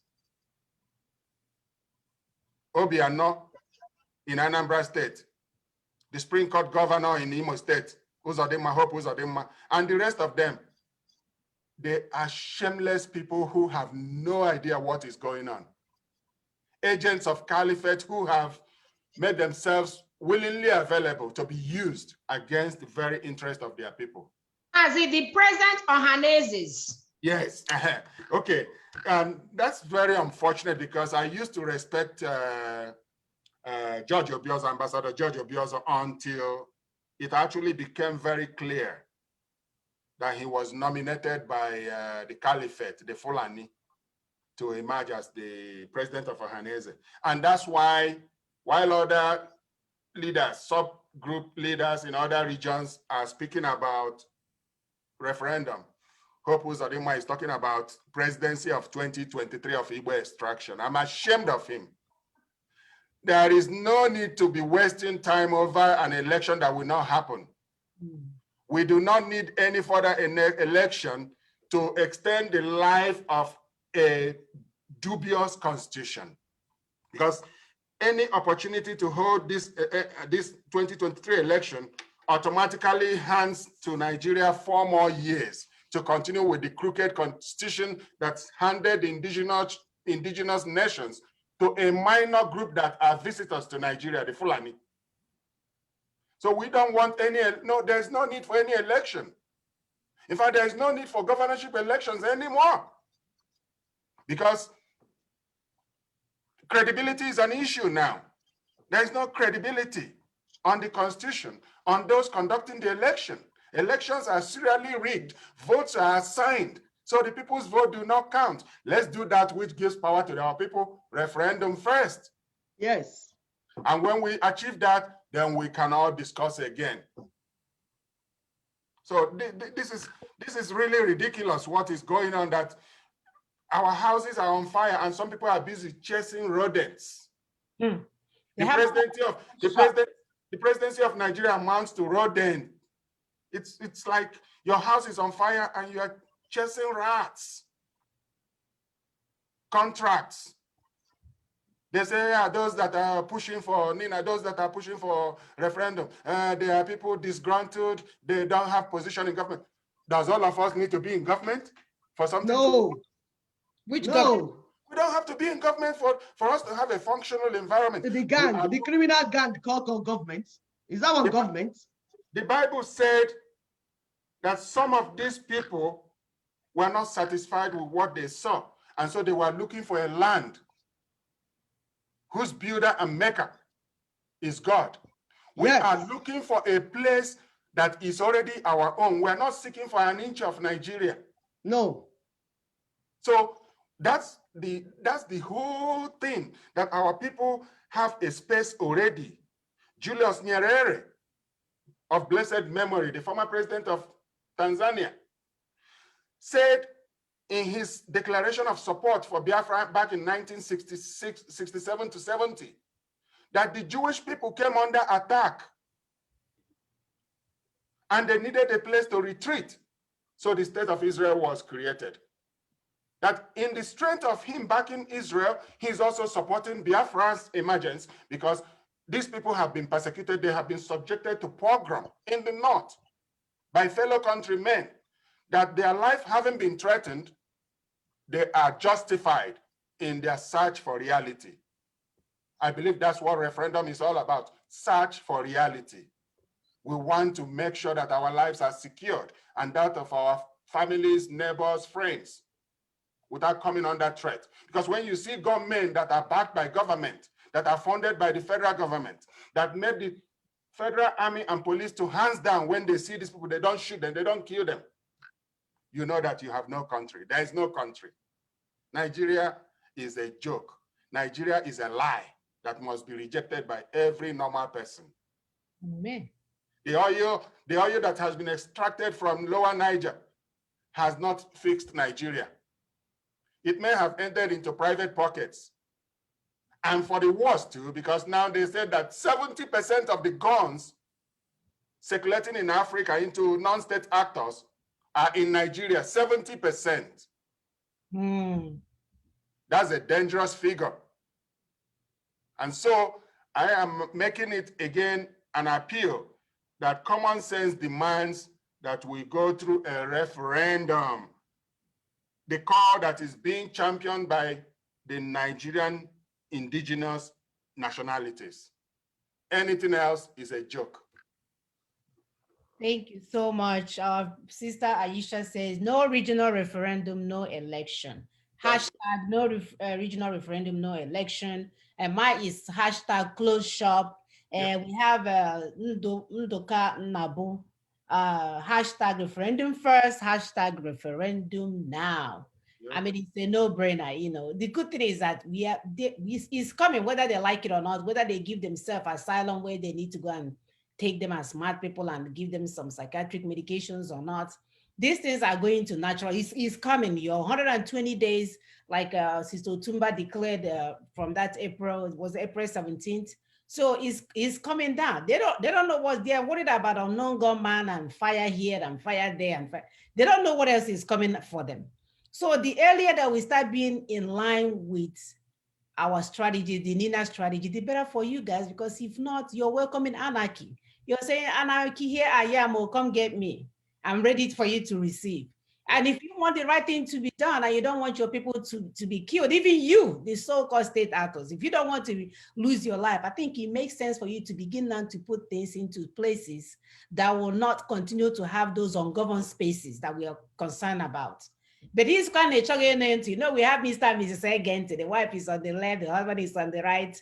You know, when the explosion will take you up in the air and bring you, your ear will open up now. You will open up, you begin to hear. So we're hoping that you're smart enough to not let it get to that point. Do the right thing. Keying with Nina strategies. It's not that difficult. It's a no-brainer. We are tired. The people, we are so tired. We are tired of the fakeness. Many people will want to govern. You guys are criminals. Everybody, we are tired of the nonsense. We are tired of it. So the right thing must be done. Get on board and let's do the right thing. Unfortunately, we have spent over 2 hours on air. I do not know if we have time for phone calls. Sisters, what do you think? Should we allow phone calls or people, I'm Maybe seeing. briefly, if they have like to the point, 1 minute kind of thing. So our phone call is the same, +1774, our phone number +1774 3380942, +1774 3380942. The same number is also for WhatsApp. And then for our Zoom ID number, if you want to hop on Zoom, I had it posted on our topic, but I don't think it's shown under our topic. So our Zoom ID number today is, let me pull that up, is 827-620-6783, 8276-0267-830. And the passcode is 490364, 490364. I have it posted under our topic as well. I'm gonna try to pin it on our text message area.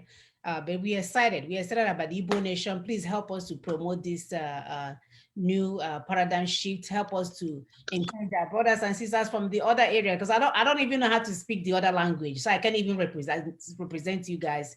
That's you can right. see how I massacre everybody's name, even the Igbo one, talk less of the ones that I can speak. So if you are bold enough and you want to talk about your own nation, where you come from, Urobo, Edo, whatever your nation is, come. Let's support you, so you can come and tell us the vision that you have for your people. We need to begin to get our people to see this thing, because we have suffered so much, we cannot see past our face. So let's use this as a source of encouragement for them to begin to see that Naihad are possible. Actually, he's here. That It's here. It's a new beginning for our people, because the Constitution, as we know it, has been exposed to be a fraudulent document. That nothing done under that Constitution can be said to be credible. Nigeria's Constitution officially died 1966 when the first military takeover happened. Nigeria died that day. Everything that has been done ever after by way of Constitution amendments, it's all fraud. Any election conducted under the same 1999 Constitution that got finally killed through the constitutional force majeure that was declared on December 16, 2020. And for the 90 days that was given to Nigeria to respond, and the current minders of Nigeria failed to respond adequately. Everything that is done after that is being done in illegality. And no country can demand respect from citizens when they're operating in illegality. If current government of Nigeria is what Nigeria is all about, we know that Nigeria is gone. The government that thrives in press release, the government that is not even in tune with the daily realities of their people, that one is not a government, it's a make-believe government. And so the Nigerian Constitution, yes, it doesn't exist, it's dead, it's buried. So let's go back and start again from the foundational level by getting our people to go through referendum vote. That will give us fresh start, so that the cleanup can start from our villages to our cities, so that we can gain some international respect from others, because they are looking at us as never growing, stunted people who have no hope, nothing good going for us. Irresponsible citizens. Yeah. We are not. We're way better than that. Thank you. Thank you, my brother. So I guess we can just, sort of end it for the day. Yeah. We've been here for a while, and the Zoom ID number changed, and I didn't post it on time. So my people, it's a no-brainer. If you are excited as I am, help us to promote this information. Like we say, share. We are willing, because a brother was asking earlier, can we organize youth so that, you guys can talk to them? We are willing to talk to even devil himself. Do you have access to Akwalamo so we can go and deal with him also? So whoever that we need to talk to get them to understand where we're going, let us know. We'll help you actually schedule a meeting. We'll send you data to schedule a meeting, and we'll come on the screen and talk to these people, the youth, the mamas, people that are still confused about where we are going. We are available. All you have to do is to reach out if you're truly interested. And you can imagine if all our village meetings that we are spending money in all these years can begin to key into what we are doing. We'll get home sooner before we know it. I don't know why this is so difficult. Someone who is in charge of a known town meeting called my husband this week and was talking about something about town meeting, something he's trying to promote. All in America, he's the chairman of this and chairman of Igbo this and this, and he doesn't know what's going on at home. This is how our people are. So when our brother is telling you about World Igbo Congress and all this, we hand each other attention. They are hoping that they will become the president of Igbo Congress. Then they will use that platform to go for election back home. And with the collect their own, cup of, collect their own share. They are not interested in what's going on at home. They are not. Who is this person coming in without his name? Don't worry, my button is out there to remove. I'm on the remove button. I throw them out like trash. We have a lot of trash to be cleaned out. If you're coming in, come in with your real name and let's discuss. We are here to discuss. We'll talk. Okay. If you can hear me. A lot of them don't know how to use your device. That's another thing. Okay, I tell A56, what's your name and where you're calling from? Can you turn on your video? Turn on your video because I'll remove you. Okay. Okay.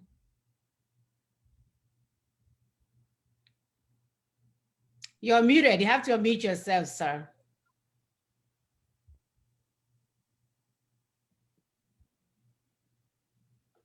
Unmute yourself. Unmute yourself. And put on some clothes, okay? I'm gonna cover you up. Can you put on some clothes, sir? You see, we are all dressed up, and I know it may be hot where you are. I understand, but or just show us your face. We don't want to see your, no, your chest and all that stuff. Okay, we can hear you. You unmute yourself. I know we have to be considerate. Some of our people are trapped in a place with no air. Okay, go ahead. What's your contribution? Okay. Yeah, thank you very much. I want to read my sister. I sent a post in your platform recently saying I look like my sister, and I also saw the reply. Oh, okay. Thank you. I mean, we are all the same. And I also, yeah. So, actually, I want to just appreciate you guys for what you've been doing. Since I discovered, what you guys are doing.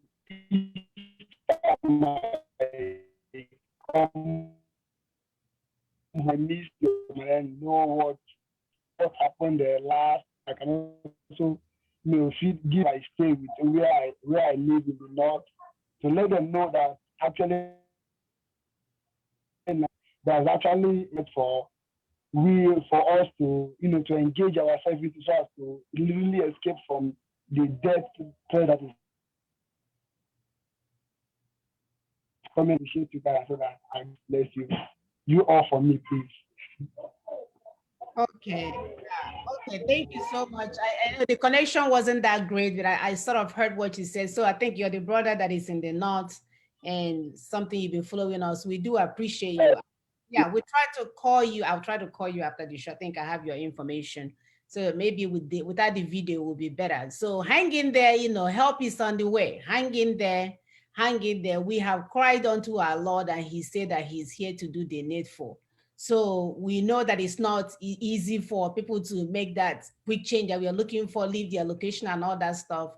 For the fact that you're there, please, keep yourself safe, because we're gonna need our young brothers. There are going to be lots of jobs to be done. So we're not trying. That's why we don't want to lose any more persons. We need people. We need people to do the job, not people from China. We don't want to be recruiting workers from China. We need our young men to work when we get our nation. So please stay safe, okay? I know connection is not that great. All right. Bye-bye. Yeah, thank you very much. And that might reach our guest also that I appreciate. Awesome. Okay, thank you. So you can see, you can't even have a simple conversation. It is sad, So anyway, the good news is that people are waking up. You know, this brother is somewhere in the north. Yeah, he did send me a message the other day, and he's excited about what's going on because he was following the other routes and he thought that this makes sense. Appian Way, Uzofia, evil forest where you have 10 dead demons waiting to devour you and spill your blood. Right. So I guess we're getting another call. Edward Ubunayo-Kereke is connecting to audio. Edward, you have 4 pictures looking at us. I don't know if it's the same person. It's okay. Okay. How are you, Mr. Okereke? Ekime. We can hear you. Hello? Maybe you should sit up and you would, your connection would be okay. Edward. Here. Okay. Edward, can I log with the phone? I get nervous when I see people laying in bed. I feel like something bad may happen. So let's we don't want to expose our children to on unnecessary things. All right, so we want to thank you guys so much. Like we said again, if you want to promote your own nation here, let us know. Especially those in the Lower Niger Federation, I'll do what our brothers and sisters are doing well. And when we talk about freedom, that's another thing. When we will talk about freedom and referendum, we are talking about freedom and referendum powered by Ninas, not by fraudulent franchise, not by people hanging on the corner waiting for the date to be set so they will say it's their date, not by those going around. I see some people going around collecting $20 and $500 and say it's for referendum. Nobody sent them. Like we told you guys with Andre, nobody will charge you for the referendum. You will be paid for. It will be paid for by the so-called or fake government or corrupt government, or somebody will pay for it, but it will not be you, the private citizen. So don't be running around and giving people $5, $10 here saying it's for referendum. That is not necessary. So if you want to come here on the show, let us know and then we'll go. So let's round up. Our guest has been kind. We've taken 2.5 hours of his day.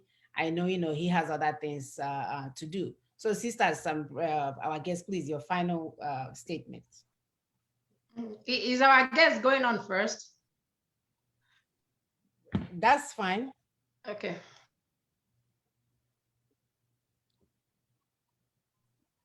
Okay, sisters, I just want to passionately thank you for what you represent. Many may not understand it right now, but you're doing a great job of special messengers. And it's my hope and prayer that the sleeping heads will wake up and see the reality that Nigeria is hanging on nothing, as it were, that the country died and the Constitution, which is the bedrock of every country, is no longer there for Nigeria. And the only hope for our people now is to go for regional referendums to restore integrity to the people. And if we're to go into federation, then that constitution from the regions will be the integrity holding the federation. Right now, it doesn't exist. And so this effort will continue until the last cow comes home. And I thank you again for all that you are doing. God bless you and extend your lives and make you see this promise come true without being delayed any longer. Amen. Amen. Amen. Thank you, Mazi, for coming today. We really appreciate you. Thank you for shining the light onto what we've been saying all along. Thank you for, letting our Igbo people know that, hey, this is the referendum. We have to wait for referendum, and they shouldn't allow anybody bamboozle them into some fraudulent country that is not coming. We are so happy you're able to explain the NINAS project. And you extensively talked about how the project is a success already, actually, in my own opinion anyway. You talked about how success, if we go through this pathway, there's no point getting our people killed. That's right. I'm yet to authenticate some stories that are happening right now in Imo State about some members of this Ekpedima group getting killed, and how they burnt the governor of Imo State's house. So I'm not authenticated that yet, but the truth about it is that this is not supposed to happen in the first place. If our people are paying attention to the truth, that this has to be gotten through a particular pathway. And the pathway is there already. We see people claiming that they have alliance with the Yorubas, they have alliance with the Middle Belt, when they don't have any, they don't even know who the members of. These are just for our people to continue to buy into their franchise, to continue to buy into the lies, to continue to buy into the fakeness that they represent. So these people do not have any alliance with the Oduduwa people. They do not have any alliance with the Middle Belt. Even the Nina's chair, what is that her title, Otumba Folashade, recently brought out a disclaimer that they in no way associated with this franchise. So for those that are claiming that they are the one doing the job, when we all know that the job is the Nina's project, the entire South and the entire Middle Belt together, they are the ones doing this job. So I just thank you. We hope we will see you once again. By the time, probably by the end of the 120 days, we'll be able to come back and tell stories of what we've achieved so far. Sure. But we have to continue to make our people realize. Maybe you might even come before them, because we still need, because our people are the one that are behind, though. They're the one that are behind for reason best known to them. They keep listening to lies. They keep listening to, a drunkard or a drunk saying things that just comes out of his mouth. Yes. So probably you still need to come again specifically to call out our people that, hey, this is it. If you are not here, if you are found wanting in this project, it is your loss. So I just want to thank you so much, for appearing at a very short notice. We appreciate you, and also to thank our audience that will continue to propagate this truth until we get to the end of our restoration. Thank you so much, and see you all next week. Thank you. Thank you.